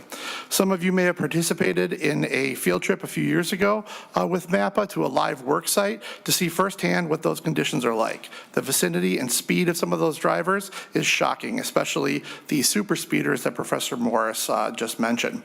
We look at automated speed enforcement as the holy grail of work zone safety. If there's another method of reducing work zone incidents by almost 50%, we would be very happy to support that as well. Please support Senate File 2026. I'd like to thank Senator Mohamed for her leadership on this issue. Thank you, Mr. McDaniel. Welcome, Mr. Marino. And as Mr. McDaniel leaves the table, I'll invite Rich Neumeister forward. Oh, and I'll also mention that Senator Lang has joined us remotely. Thank you. Thank you, members of the committee. I come to you today in support of 2026 because our roads today are just not safe. In St. Paul, there were 214 pedestrian crashes and 7 fatalities in 2022. Improved street design can do a lot, but it can only do so much, particularly at red lights, and it should be one of the tools in the toolbox that we have. If the result of these red lights being run are some of the most dangerous crashes that we can have. And as Mr. Foley had shared with those numbers, it is really crucial that we step up to the plate on this one. As someone who serves as an alternate on the Transportation Advisory Board for the Met Council, I see the millions of dollars that we invest in safe routes to school programs to provide better pedestrian infrastructure. But without enforcement, drivers could ignore the infrastructure that we add, endangering the lives of our children and preventing people from wanting to see their kids walk to school. More police enforcement is not the answer, as enforcement often discriminates against BIPOC communities and can lead to dangerous police interactions like the one that cost Philando Castilla's life. In addition, many of our police departments are facing hiring shortages, and even if they were able to do it equitably and safely, just isn't enough to be able to do that throughout the community. In Chicago, the number of speeding cars observed by cameras fell by an average of 43%. At some locations, the number of speeders dropped by as much as 99%. Fatal or serious injury crashes showed a decrease of 18% near speed cameras compared to the rest of the city. While I am supportive of this legislation, I do have a couple critiques. First, if a city approves traffic cameras, they should be required to be spread out throughout the city so they're not just targeting one area that may have some issues. People speed in every neighborhood, and people deserve to be safe in every neighborhood. I don't want to see these cameras follow in the suit of over-policing certain neighborhoods. I also believe that the scope is too narrow. We should allow traffic cameras to be placed on our transit and school buses. Since these cameras move around, they can catch bad driving in more than one location. If people know where a camera is and where they're placed, especially if there's warnings, they can drive very safely in one area and then disregard traffic laws in other places. When they're on transit vehicles, they can also enforce bus lane compliance and ticket those who park on bike lanes. Last year, the legislature provided significant investment towards public transit. Many of our new BRT lines will come with bus lanes, including the B, E, F, Gold, and Purple lines at least. These lanes are the best advertisement possible for public transit, as if you see a bus fly by you while you're in traffic, it's not going to take too many times before you say, well, why don't I just ride the bus? But if cars feel empowered to use them as soon as traffic backs up, they're not going to provide that benefit. In addition, Hennepin Avenue will only have part-time bus lanes when the E-line opens. We need to make sure that people aren't parked in those lanes once rush hour is over. In New York, those lane enforcement, the cameras resulted in a 24% speed improvement for buses that use them. Finally, I appreciate that there is a warning for the first offense and the possibility of diversion program for the second one. I do not believe that traffic cameras should be a revenue generation tool. They are there primarily for safety. And I want to thank all the senators who have contributed to writing this and for y'all time today, and thank you very much. Thank you, Mr. Marino. Mr. Newmeister. Mr. Chairman, members of the committee, my name is Rich Newmeister. I've wandered these halls since the late 70s on being an advocate on privacy and open government. I've helped you and your past senators do good public policy. This bill before you, I've made my concerns and written testimony, is not comprehensive enough to deal with the broad principles and dynamics that deal with our rights, our liberties, revenue enhancement. I mean, I can go on and on, the accountability, transparency. The thing is, you even recognize that, Mr. Chairman, and your colleagues, to where last year in Chapter 68, Section 16, which I believe you have copies in your file, you directed a legislative report by the DPS, which was mentioned by another testifier, to get the whole picture so that we can eventually, all of us, those people who come from a perspective as mine, because I feel like I'm a little odd person out in terms of my testimony in general, to all those people who are, want all these to have a balanced kind of thing. So the issue about, let's take a look, just as one example, if you take a look at the formula, Hennepin County could have 120 cameras. City of Minneapolis could have 42. At least, as I've said in my written testimony, a minimum of 1,000 across, based on part of the bill. I think it's important because the term pilot study was used a lot here. Pilot study is only for the work zones. It's not for the broad authority that you're giving here. Now, Mr. Chairman, members of the committee, you know I just don't come into committee and go away and I never come back. Mr. Chairman, members of the committee, I've interacted with Senator Mohamed and some of the folks who are pushing the concept of this bill. And if you look at the bottom of my written testimony, I said basically of two things. Let's get in sync in terms of what the legislature wants in terms of a comprehensive package. Either stop the bill now as it is in its tracks and wait for the study, or narrow the bill to a pilot study like many other states do before they go like gangbusters on this type of technology because of the dynamics and principles that it butt up against. So those are options. I know that Senator Mohamed and others are looking at doing some different dynamics, and she may be able to speak about that more. Mr. Chairman, members of the committee, I'm much obliged to you. Anything that I've said or what I pointed out, I can actually share information that can support it and other dynamics from other states or other areas. Even as one example, how Montgomery County got $15 million in 1 year at $40 a crack at some of the violations. So there's a lot of issues out there. Mr. Chairman, members of the committee, I'm very much obliged to you for your time. Thank you, Mr. Neumeister. All right, we'll take it back to the committee now. Members, questions, comments, or amendments? Mr. Chair. Senator Howe. Oh, I'm sorry. Senator Jasinski. Mr. Chair, thank you. Obviously, we have a lot of concerns about this bill. One thing I just want to respectively remind you, I think in Chapter 12.3, as far as posting notice, you're supposed to give a 3-day notice. We've only gotten a 24-hour notice on this bill. Unfortunately, we've had some staff issues, and we have someone out sick today, so it was tough to get the full report. And just want to bring that up. I know it says to the extent practical and possible, but to my understanding, this was only posted within 48 hours and not the 3 days. So. All right, well, we'll look into that. I'm told we had posted it earlier than that, so. Okay. All right. Thank you. Senator Howe. Thank you, Mr. Chair. And I guess I've got a few questions. And Senator Mohamed, can you, and I know it's in there, what are the penalties for the speeding and the red light cameras? The first time, sorry, Mr. Chair, Senator Howe. The first time somebody speeds, it's a warning. The second time, they have to do a traffic safety class. The third time, they get a $40 citation. And then I believe it's $80 and goes on. Mr. Foley. Yeah, Chair and Senator Howe, it would stay $40. So you have, the second one is you get the choice if you would like of a traffic safety class in lieu of a fine, but it's $40 for any infraction after that. Senator Howe.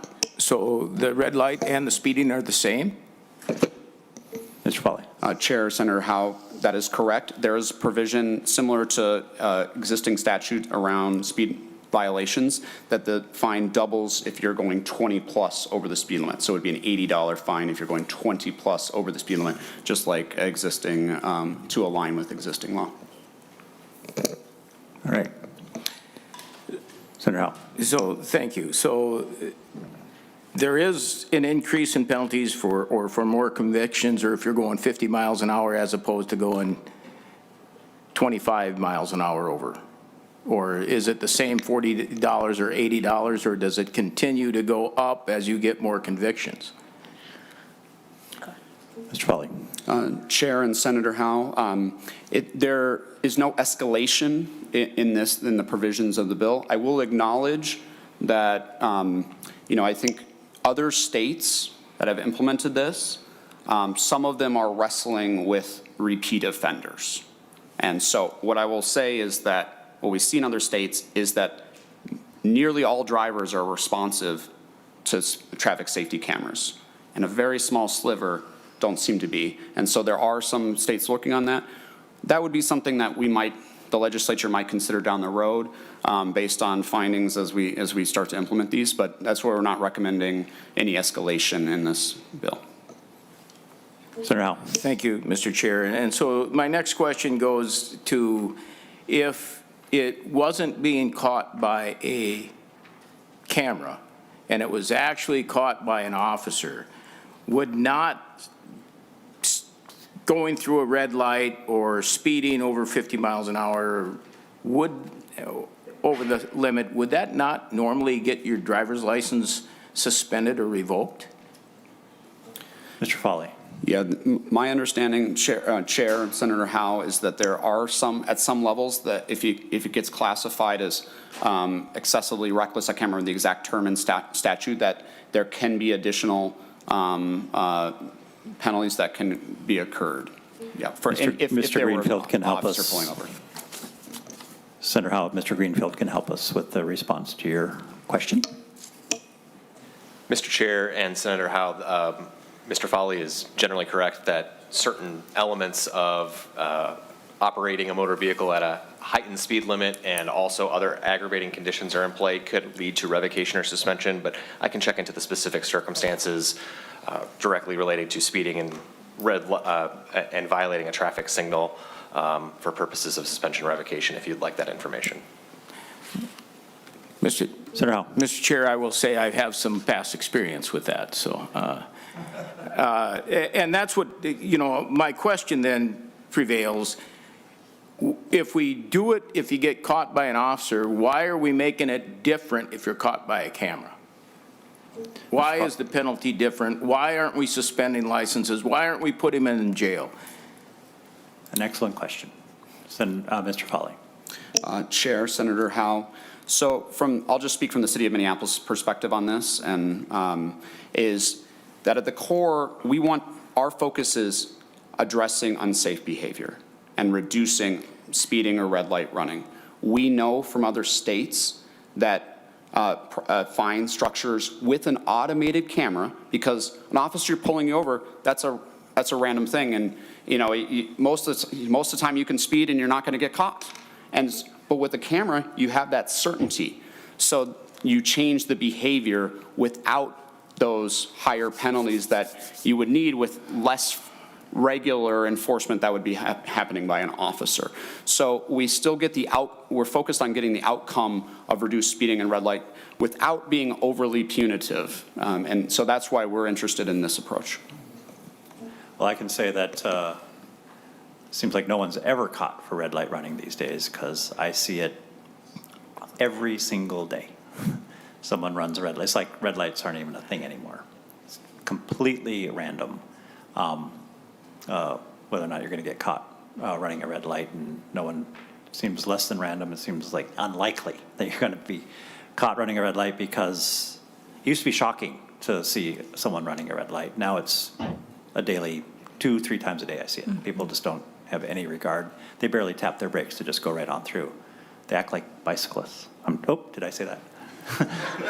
Senator Jasinski. Mr. Chair, just kind of a follow-up to that question, and I think Senator Howe has another one, I'm sorry, but so say, for example, this gets implemented and a police officer is sitting within a close proximity to the intersection. He sees a car go through the stoplight or speeding, and he also gets triggered by the camera. What takes precedence? Is it in the bill to decide, okay, am I going to pay the higher ticket by the police officer, or am I going to pay the lower form from the camera? Which way does it flow, I guess, is the question. Chair, Senator Mr. Foley.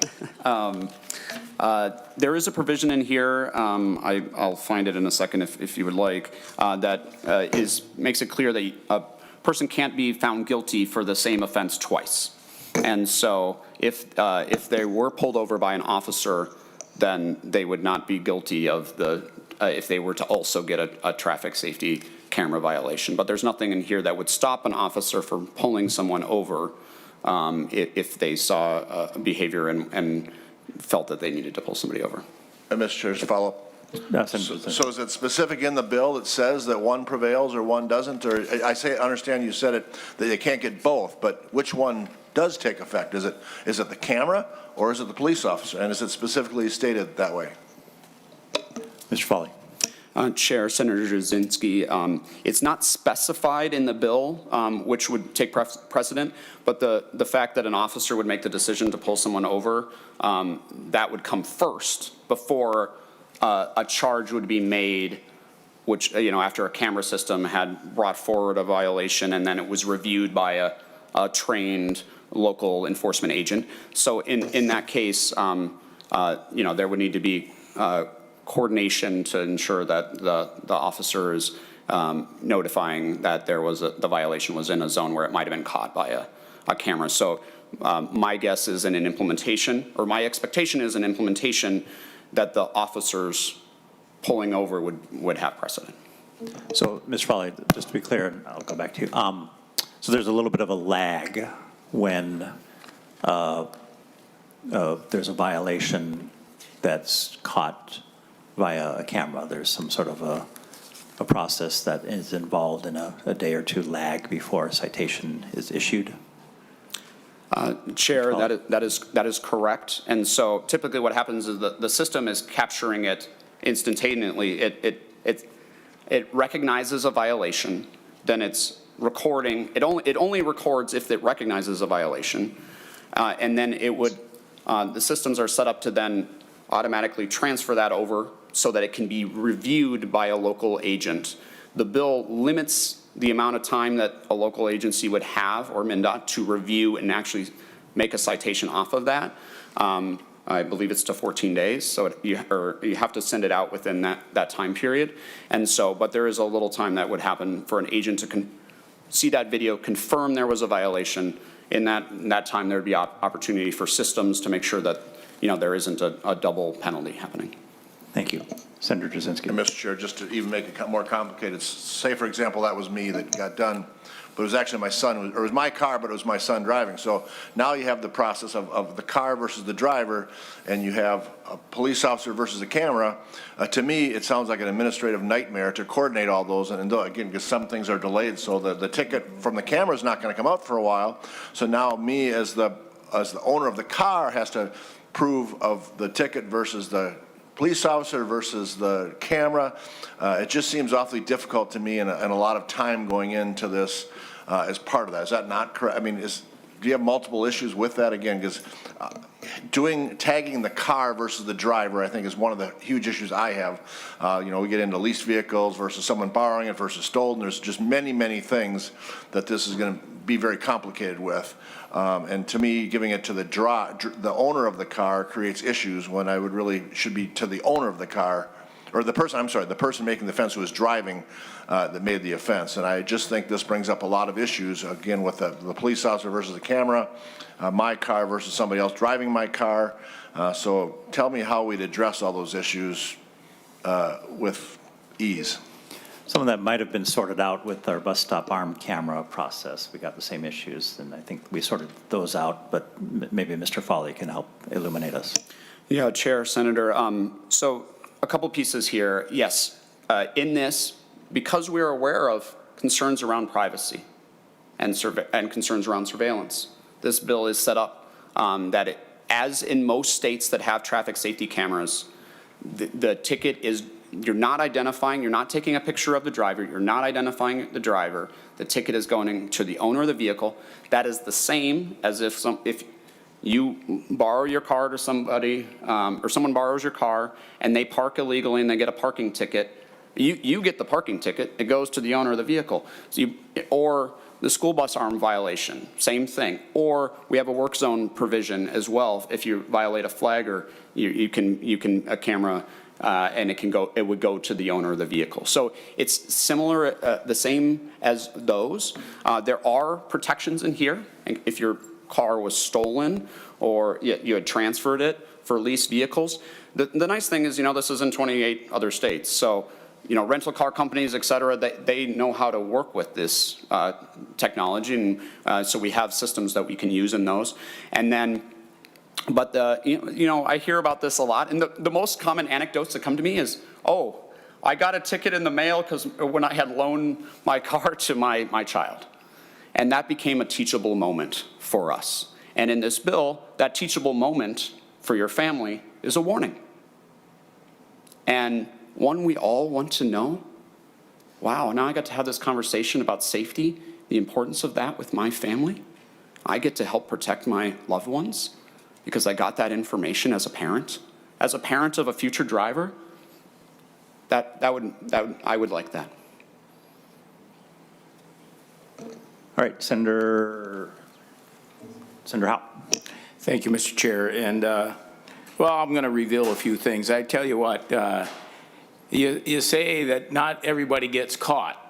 I tell you what, I must have been the unlucky soul when I was a young lad because I got caught every time.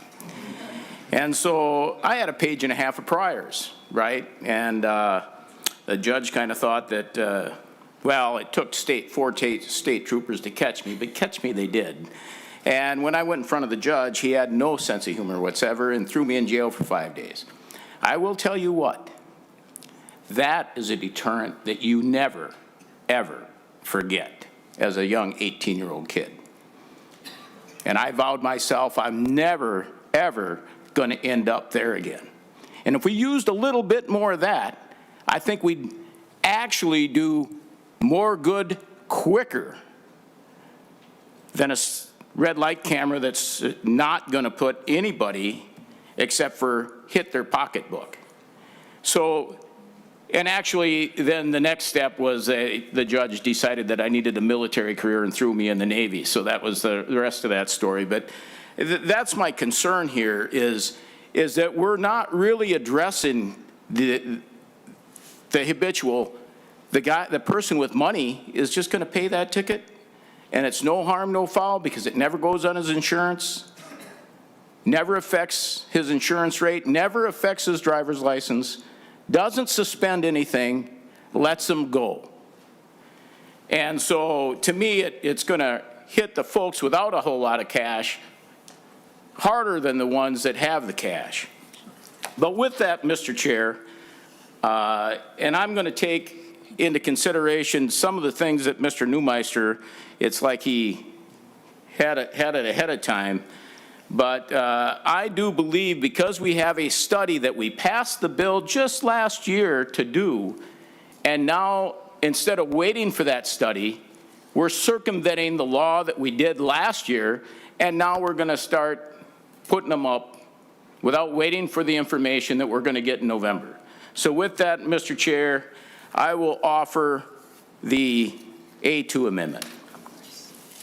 Senator Howe offers the A2 amendment. Why don't you start explaining it as it's coming around? Thank you, Mr. Chair. And what this does is this basically deletes everything after the enacting clause and basically just says it's going to analyze the legislation heard during this session and establish a statewide implementation traffic camera enforcement after all that information is gleaned out and we've heard the study. All right. So. And I'll ask for a roll call, Mr. Chair. All right. So to the A2, Senator Mohamed, your response. Thank you, Chair Dibble, Senator Howe. Well, first of all, this is the first time I'm seeing this amendment. And so I mentioned in my remarks that this bill will be going to judiciary, and as it moves through committees, I'm committed to working with members, and so I will not be accepting it for that matter. And I think that the chief also has a few things she wants to respond to what Senator Howe said earlier, if that's okay. Chief, did you have a response, not on the amendment, but on something that was said earlier? Our hearing is, go ahead. Yes, sir. I didn't know if it was a question. A, I like where your head's at, like jail, love that. But B, how we've implemented this in Mendota Heights, because you're absolutely right. There are those people who are just going to keep paying those fines, especially in Mendota Heights. But for lack of a better term, what we've been able to do, because we only issue warnings, is we headhunt. So what happens is you come through with ABC 1, 2, 3, 3 days in a row, and I deploy my patrol resources, and we snap you up with a hard tag. All right, Senator Howe. And I like where your head's at. I'm on board, Chief. I think that's an excellent process to do. All right, so on the A2, anything further, members? A roll call has been requested. The clerk could please take the roll. Chair Dibble? No. Vice Chair Morrison? No. Senator Jasinski? Aye.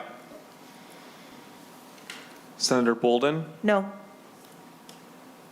Senator Carlson? No. Senator Coleman? Aye. Senator Herr? No. No. Senator Howe? Senator Lang, Aye. Senator McEwen, Senator McEwen,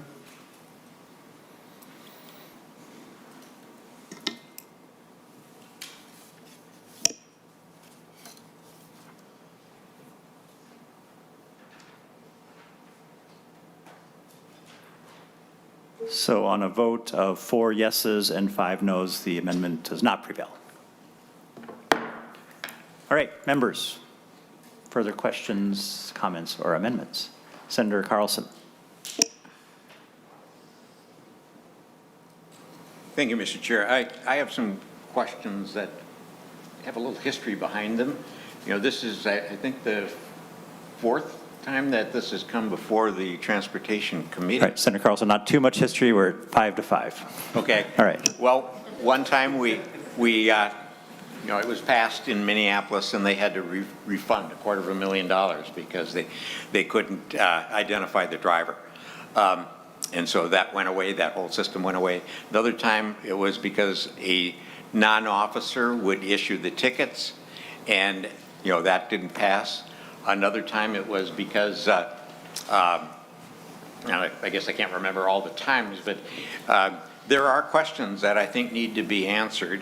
And unfortunately, I flipped over my papers here that had my questions on it. But things like that we didn't have any testimony here, and I think we need to have that testimony probably before it goes to judiciary. I've supported this from day one, but we did have problems with it that you know, we couldn't pass it, and things like the commercial driver's license and masking. You know, are we okay with masking? And I see in your report here, it says that there's been guidance, but I don't know if that's a decision. Also, there's that concern I have about, you know, what Senator Jasinski said is giving the ticket to the automobile and not the driver. And I'm wondering if there still will be a database that's collected on the automobile, because we do have graduated depending on frequency. So there's going to be a database somewhere that's going to have the driver's name and the automobile, the identification of the automobile, and how frequently they've done this. So I am concerned about that. And then, you know, a little bit of selfishness here is, you know, getting away without paying the library fee. Personally, that's offensive to me. We've had lots of people that wanted to get rid of that fee, and we've never been able to do it. So there are little things like that that I think we need to look into and have some increasing comfort level that this isn't going to run into a brick wall sometime in the future. Because I think it's a good thing. I've driven a lot in Europe, and even I didn't come home with the ticket. I got it mailed to me when I got home. But you know, I think we need to do something about speed limits. And in Chief Kelly's district, there is a spot on 35E South that I call it the 80 mile an hour stretch. And that's because everybody is speeding there 80 miles an hour, and it is a 60 mile an hour zone. So thank you, and want to consider all of those improvements to it.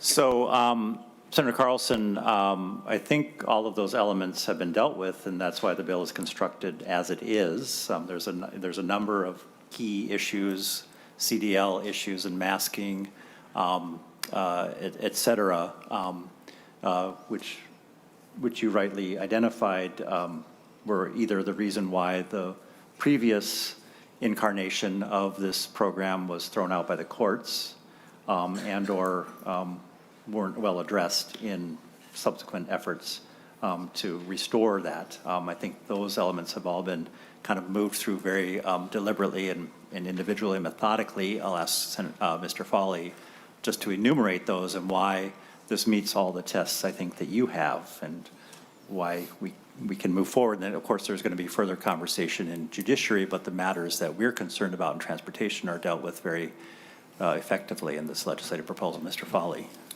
Chair and Senator Carlson. So first to the CDL and masking. So I know this was a question very astute to bring up. DPS can correct me if I'm wrong, but my understanding is that they received notification from counsel at the Federal Motor Vehicle or Motor Carriers Safety Administration saying that as long as you're not providing, as long as it's not going on anyone's driver's record, the federal masking provisions do not apply.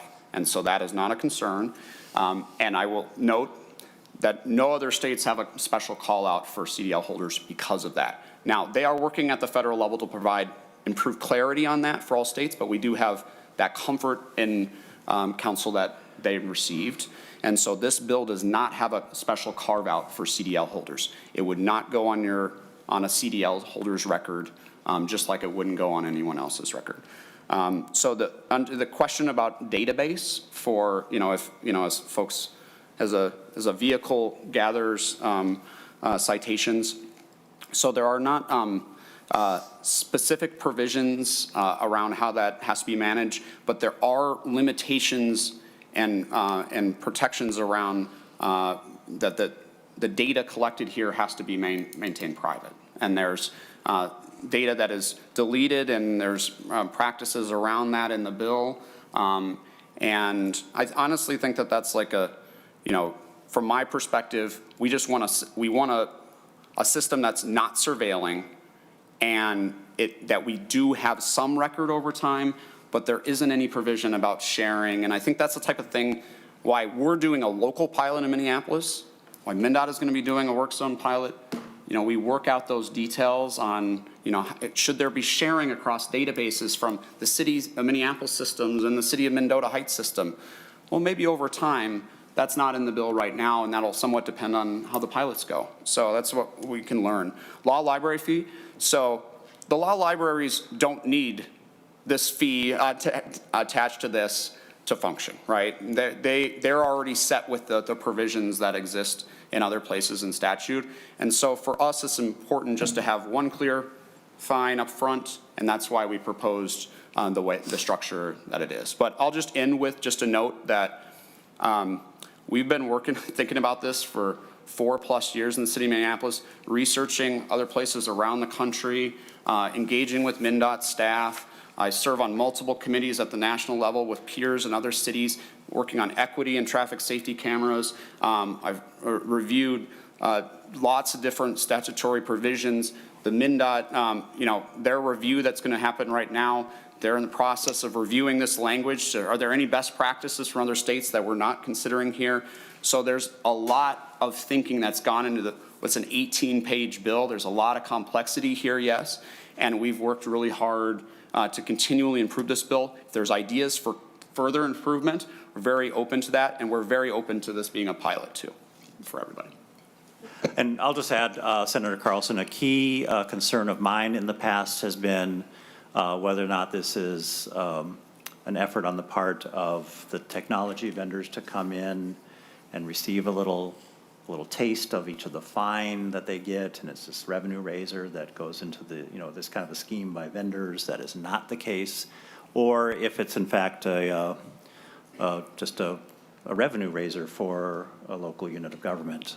Again, I'm convinced that Senator Mohamed has designed a policy in which that is not the case. The fines, obviously, there's the first, there's the stepped graduated sanction, A and B, the sanction is quite low. And the revenue, at least for the red light cameras, is directed towards efforts to mitigate speeding and red light running. It's not a revenue enhancer that the city just drops to the bottom line and enriches itself. All right, so those are key concerns of mine, and in the past, why I have actually not supported this idea because of that. So, Senator Carlson. Thank you, Mr. Chair. Just a slight follow-up on a couple of other things that I have heard, thought of, experienced, and that is that now, when Senator Jasinski's son drives my car, and pretty soon I'm paying the higher rate, Yeah, you know, is that something that I can get out of? But also, gosh, no, I forgot the other point, but. Are you referring to insurance, implications for insurance rates, or Well, we had. the higher fine? Yeah, the higher fine, yeah. And, So the fine does not increase over time. It stays at $40. okay, yeah. And then, you know, the sharing of the data, because I don't know if you're looking at statewide, you know, this would be a driver's or let's say an automobile's rating statewide if you're in a small town. Does that carry over to another town? You know, those little things, and that's something that, you know, and again, I support the bill. And I support doing this, you know, this project and proof of concept. And there's, gosh, I had it for a second here, but, you know, we need to be sure that the outcome is correct. And, you know, what we're planning to do with it after, you know, if we have a report, are we going to reinstitute fines that are fair, maybe even fining the driver instead of the automobile, and a few things like that that are a little bit different with, you know, because I think, if I remember correctly, the only 2 tickets that could be issued in Minnesota to the automobile was parking and going through a school bus stop arm. I don't think there's any others that we have. And this will be a 3rd one, which I would support it.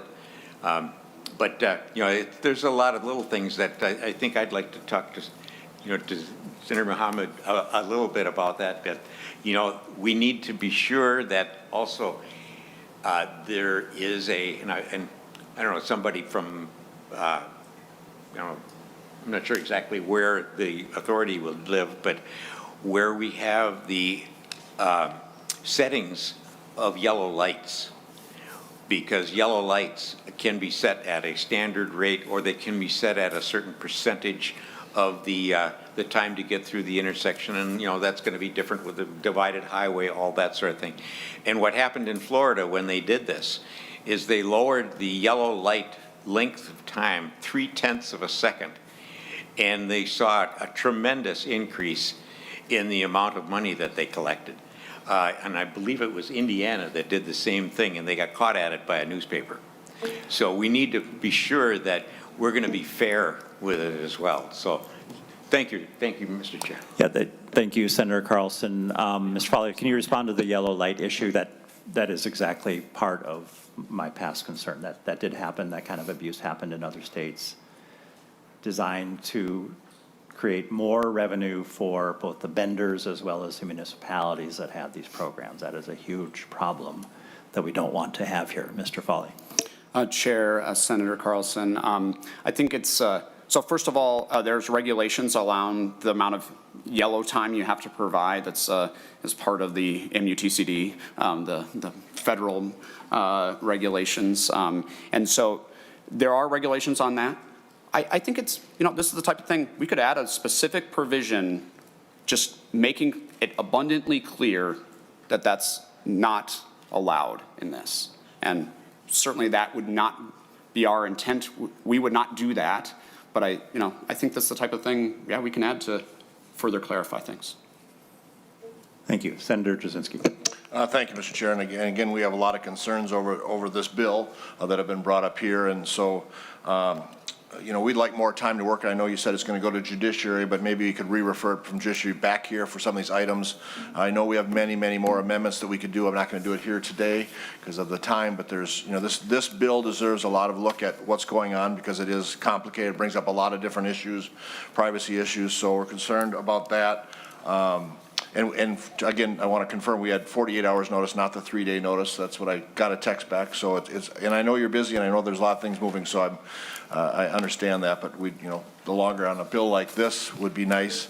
And then I also, you know, talk about a lot about Minneapolis, and I know they're down. Last report I saw in May of 2023, they're down 307 officers. So, and I'm not even going to go into why I think that is, and comment on that here today because it's late already. But I have an amendment that would actually just, I'll offer the A3 amendment. Senator Jasinski offers the A3 amendment. Senator Jasinski, if you could describe it while it comes around. Thank you, Mr. Chair and Senator Mohamed. What this would do is basically let this program go through, but just in the city of Minneapolis. I think there's a lot of bugs that need to get worked out before it gets statewide. I understand that the chief is here from Mendota Heights, but I think working this out in Minneapolis, and then if it works good and we could do a study or see how things go and get some numbers of how it worked and work out some of the bugs before making a statewide program, I think that would be much better suited to be done with this. So with that, again, I'd ask for your support on the A3 amendment. Ask for a roll call. Senator Jasinski asked for a roll call on the A3. A roll call will be granted. We'll let Senator Mohamed absorb the A3 and ask for her response. Chair Dibble, Senator Jasinski, thank you so much. This is actually something that we're considering and thinking about taking on, potentially scaling it to either Minneapolis, maybe Minneapolis, another suburban city, so we could have good report and data as the pilot comes through in the next few years, if it gets implemented. And so this, I would love to work with you on this amendment as the bill goes through judiciary. I haven't been able to have a chance to take a look at the amendment because we're just getting it, but it is something I'm open to working with you on as the bill moves through judiciary. And so I'd love for it to not get on today, just so I have some time to work with you on it. Thank you, Madam Mr. Chair and Senator Mohamed, and I think maybe Mr. Greenfield could go through it, but basically it's everything that you propose. It's just for the city of Minneapolis. I don't think it takes a huge discussion of that. It's just, it applies to Minneapolis only and no other cities. So everything in your bill would stay the same. It would just be done in Minneapolis. So if Mr. Greenfield could confirm that, that would be great, and hopefully you can understand the essence of what the amendment does then. Mr. Greenfield. Mr. Chair and Senator Jasinski and Senator Mohamed, Senator Jasinski, you're correct that it is exclusively allowing traffic camera enforcement in the city of Minneapolis, and it also deletes references to MnDOT instituting work zone enforcement on the trunk highway system. So it takes away the work zone pilot project and any reference to the commissioners of transportation and public safety and puts it exclusively with the city of Minneapolis. Senator Mohamed. Mr. Chair, Senator Jasinski, I think we just heard a testimony from the work zone, and so I'd like to keep that part in. But like I said earlier, I'd love to work with you on this as it moves through committees. It's not something that I'm technically against if it's just Minneapolis. But I want to make sure that I'm making a thoughtful decision and not one just on top of my mind right now, if that's okay with you. So I'd love it if you pulled it and then we work through it as it goes through judiciary, because I'm committed to working with you. I will say, if it informs anyone's thinking on this amendment or just generally, we are going to pull this conversation back to transportation, whether it's the bill or the subject, for the reasons that you're asking for, Senator Jasinski and Senator Howe and others, Senator Carlson, because there probably are some ideas that we need to work on to shape and craft this proposal more than we're able to today. So with that, Senator Jasinski. Thank you, Mr. Chair. Then I trust you 100%.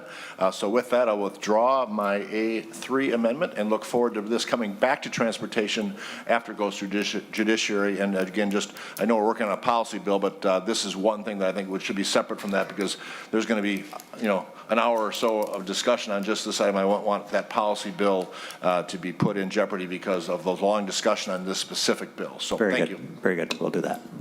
Thank you. All right. Members, anything further on Senate File 2026, 2026? All right. Senator Boldon, would you like to make a motion? I would, Mr. Chair. I would move that Senate File 2026 be recommended to pass and be referred to judiciary.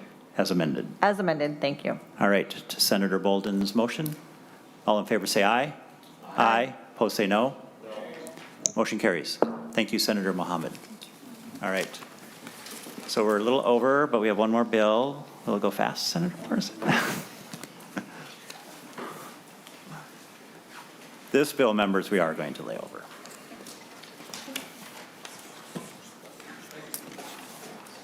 Senator Morrison, Senate File 2332. Thank you, Mr. Chair. Mr. Chair and members, thank you for the opportunity to present Senate File 2332, a bill to grant the city of Shorewood funds to support a Highway 7 corridor coalition.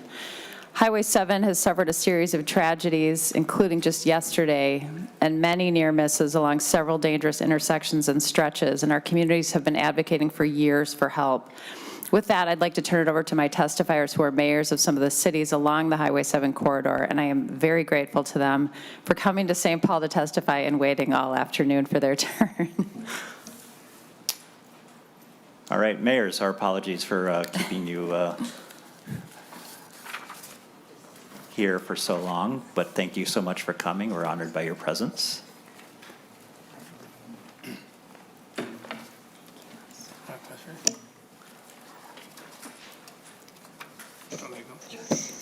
All right. Whomever would like to start, please just fire away. All right, I will start, and I want to say thank you for having me here today. I'm Brad Weirson, the mayor of the city of Minnetonka, and Chair Dibble and Vice Chair Morrison and committee members, I just thank you for having me here today. And I thank Vice Chair Morrison for introducing this bill. I strongly support the implementation and funding of the Highway 7 Corridor Commission. Trunk Highway 7 is a critical transportation corridor for Minnetonka and the cities east and west of Minnetonka. Importantly, Highway 7 needs help. Anyone who uses Highway 7 recognizes this need. Trunk Highway 7 is a very busy road. There are other Highway 7 mayors here to speak about the concerns they have in their cities, so I will limit my comments to the concerns that I have in my city, Minnetonka. Highway 7 runs 6.6 miles east to west in my city and literally cuts Minnetonka in half. There are 9 significant intersections in Minnetonka, of which only 2 are limited access intersections involving on and off ramps, and that's I-494 and Baker Road. Highway 7 is a dangerous road. Serious accidents involving injuries and fatalities are a too common occurrence. Minnetonka High School is located along Highway 7, 1/2 mile west of County Road 101. Students have been killed when crossing Highway 7 on their way to school. After a serious accident at the intersection of Highway 7 and County Road 101, the Minnetonka Fire Chief shared his belief that the intersection is one of the 10 most dangerous in the state of Minnesota. Yesterday, at 3:29 p.m., I received the following text from my city manager. Council, I was just made aware of a serious crash at Highway 7 and Williston Road. A vehicle went through a red light, striking another vehicle being driven by a 17-year-old. The driver who ran the red light suffered non-life-threatening injuries, and the 17-year-old is currently hospitalized with severe life-threatening injuries. The road is closed as the Minnesota State Patrol is investigating the crash. I am praying for the victims of this tragedy. I'm very grateful to the legislature and this committee for passing funding for a Highway 7 corridor study in the last legislative session. This is the next step. Funding for the Highway 7 Corridor Commission is needed to secure the necessary improvements that will make Highway 7 safer for residents of Highway 7 cities and all residents and visitors of and to the great state of Minnesota. Thank you for your time today. Thank you, Mayor. Please proceed. Thank you, Chair. Thank you, members of the commission, and also thank you, Chair, for hearing us this afternoon, and of course to Senator Morrison for presenting this bill to you. My name is Lisa Whalen, and I am the mayor of Minnetrista. We really appreciate your consideration to fund our very newly formed Highway 7 Coalition. The coalition consists of mayors of the 8 cities that border Highway 7, all the way from 494 in the east, all the way through Minnetrista on the west. So why are we asking you for funding for this? as Mayor Wearsome stated, you did provide funding for MnDOT to do a safety corridor study. However, recently, I should say a year ago, MnDOT came to the city of Minnetrista and they made a presentation about their safety study. When I asked them, hey, how can we help on a local level? What can we do to move these safety issues further along and up the ranks? And how can we address these safety issues? I was told by these individuals, Derek Lauer and also Andrew, I'm going to not pronounce his name correctly, I apologize, Lutea, they said your best bet is to form a Highway 7 coalition. So why do we form a coalition? It's so that we, as mayors and our city officers and chiefs, can be kind of the eyes and ears and boots on the ground, so to speak, and we can provide vital and statistical information to MnDOT. MnDOT is a regional source, and they look at things from a high level, maybe a 10,000-foot level, whereas we are more on the lower level and on the ground. And collaboratively, we can collaborate, and we can provide information that they will need in order to provide a safer and better route, not just for our residents, not just for the residents that are in the 8 cities, but think about this. In Minnetrista alone, we only have 9,200 residents. There's 13,000 ADTs a year that go through on Highway 7. As you get closer to Minnetonka, as by Mayor Wearsome, there's 50,000 ADTs a year. With that said, this is a regional corridor, and this is a regional issue. This is a significant highway of the state. They have many miles of highway to maintain and to improve, and we would like to help them. So we need funding because we're going to need staffing, and we're going to have our city engineers work with MnDOT to identify and to work with them on identify issues as well as identify solutions. We are intertwined, and their resources and their input is just as vital as ours. So with that, I want to say thank you for your time and consideration this afternoon. Thank you, Mayor Whalen. We have Mayor Fletcher and Mayor Labadie. Labadie. Please come forward. Yeah, my name's Tom Fletcher. I'm the mayor of the city of Greenwood. Thank you, Chair and committee, for hearing me out. And I also want to thank Senator Morrison for introducing this legislation. I greatly appreciate that.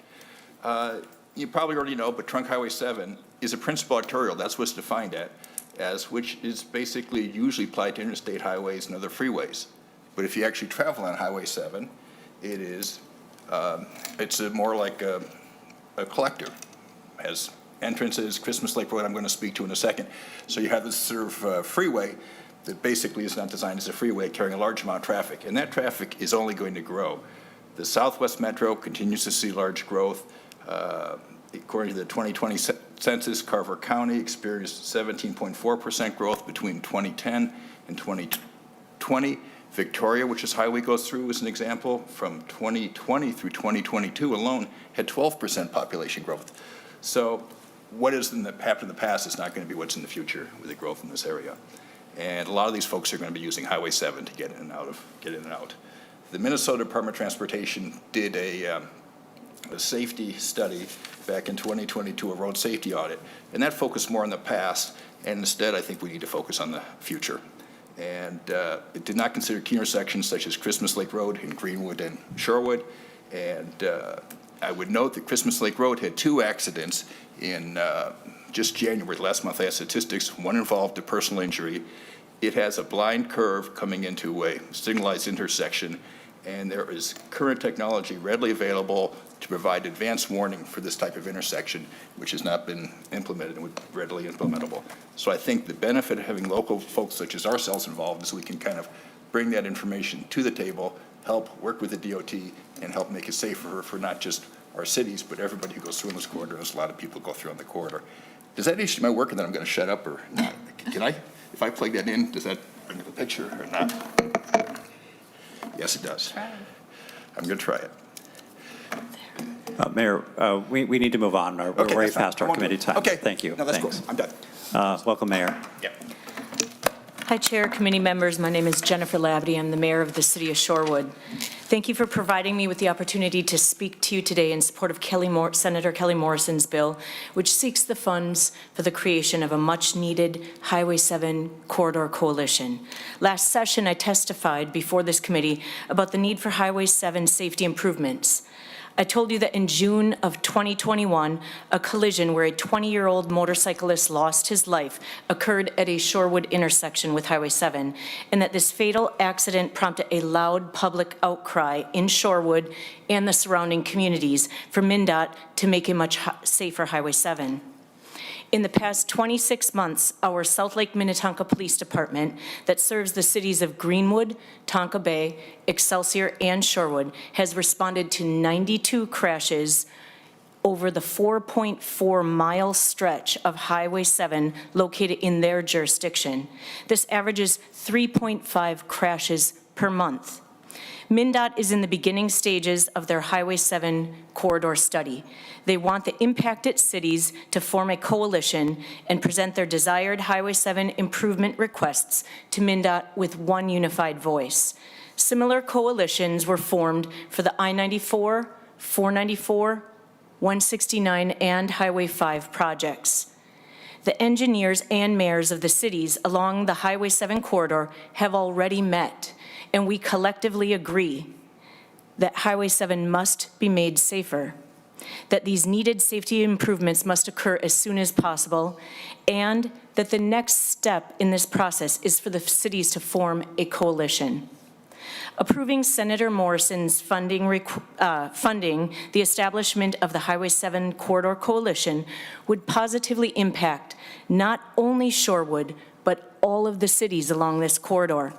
This coalition will provide the smaller cities on the Highway 7 corridor, like Shorewood, with a louder, stronger, unified voice and help expedite safety improvements. Most importantly, this funding would allow cities and their engineers to continue working with MnDOT and to advance this project without placing an overwhelming financial burden upon the cities.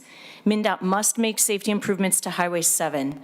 This process and the necessary safety improvements will advance faster if this committee approves Senator Morrison's Highway 7 Coalition funding request. Thank you for your time. Thank you, Mayor. I'll just say at the outset, this is an unusual request. We're familiar with transportation management organizations and things like that. Frankly, I thought that's kind of what we were looking at, and this is slightly different. I don't know that we have a lot of corridor coalitions. They usually kind of pay their own way, and we certainly don't pay for folks directly to come back and lobby us. So we might need to tighten up this language just a little bit to make sure that it's being used for an appropriate purpose, and we're not going to create lots of these kinds of requests in the future, because believe me, most people know how to find their way to our doorstep and advocate for what their corridors need. But, as was recognized, we did fund the corridor study in recognition of the pressing issues. I'm very familiar with Highway 7. It kind of almost connects to my district, not quite, but I can see it from my front step. So, and I travel the corridor frequently, so I'm very familiar with the issues. So that's what I'll say for now. Members, questions, comments? Senator Jasinski. Thank you, Mr. Chair, and thank you, mayors, for coming forward. And Senator Morrison, I really understand the needs of the corridors and the coalitions and things like that, but I think we'd be setting a terrible precedent. Highway 14 coalition was 26 years they self-funded. 26 years. And I don't know about Highway 23 and all the other highways that have coalitions, but I would feel bad for them. They funded this between the coalition of cities. All of them have worked 26 years to get what they did and got zero funding. And the frustrating part, I know you need the coalition, and we know you need the highway. We know there's a traffic concern out there, but the simple, starting this, and I remember being on the bonding committee my first year, and Senator Senyum said, well, if we fund one fire station, we're going to fund 837 fire stations. And this is something I see as a concern as well. We fund one coalition like this, we're going to be getting them coming left and right. So that's my concern. Again, I totally under the traffic concerns. I get that. Highway 14 is a corridor through all of southern Minnesota, the same thing.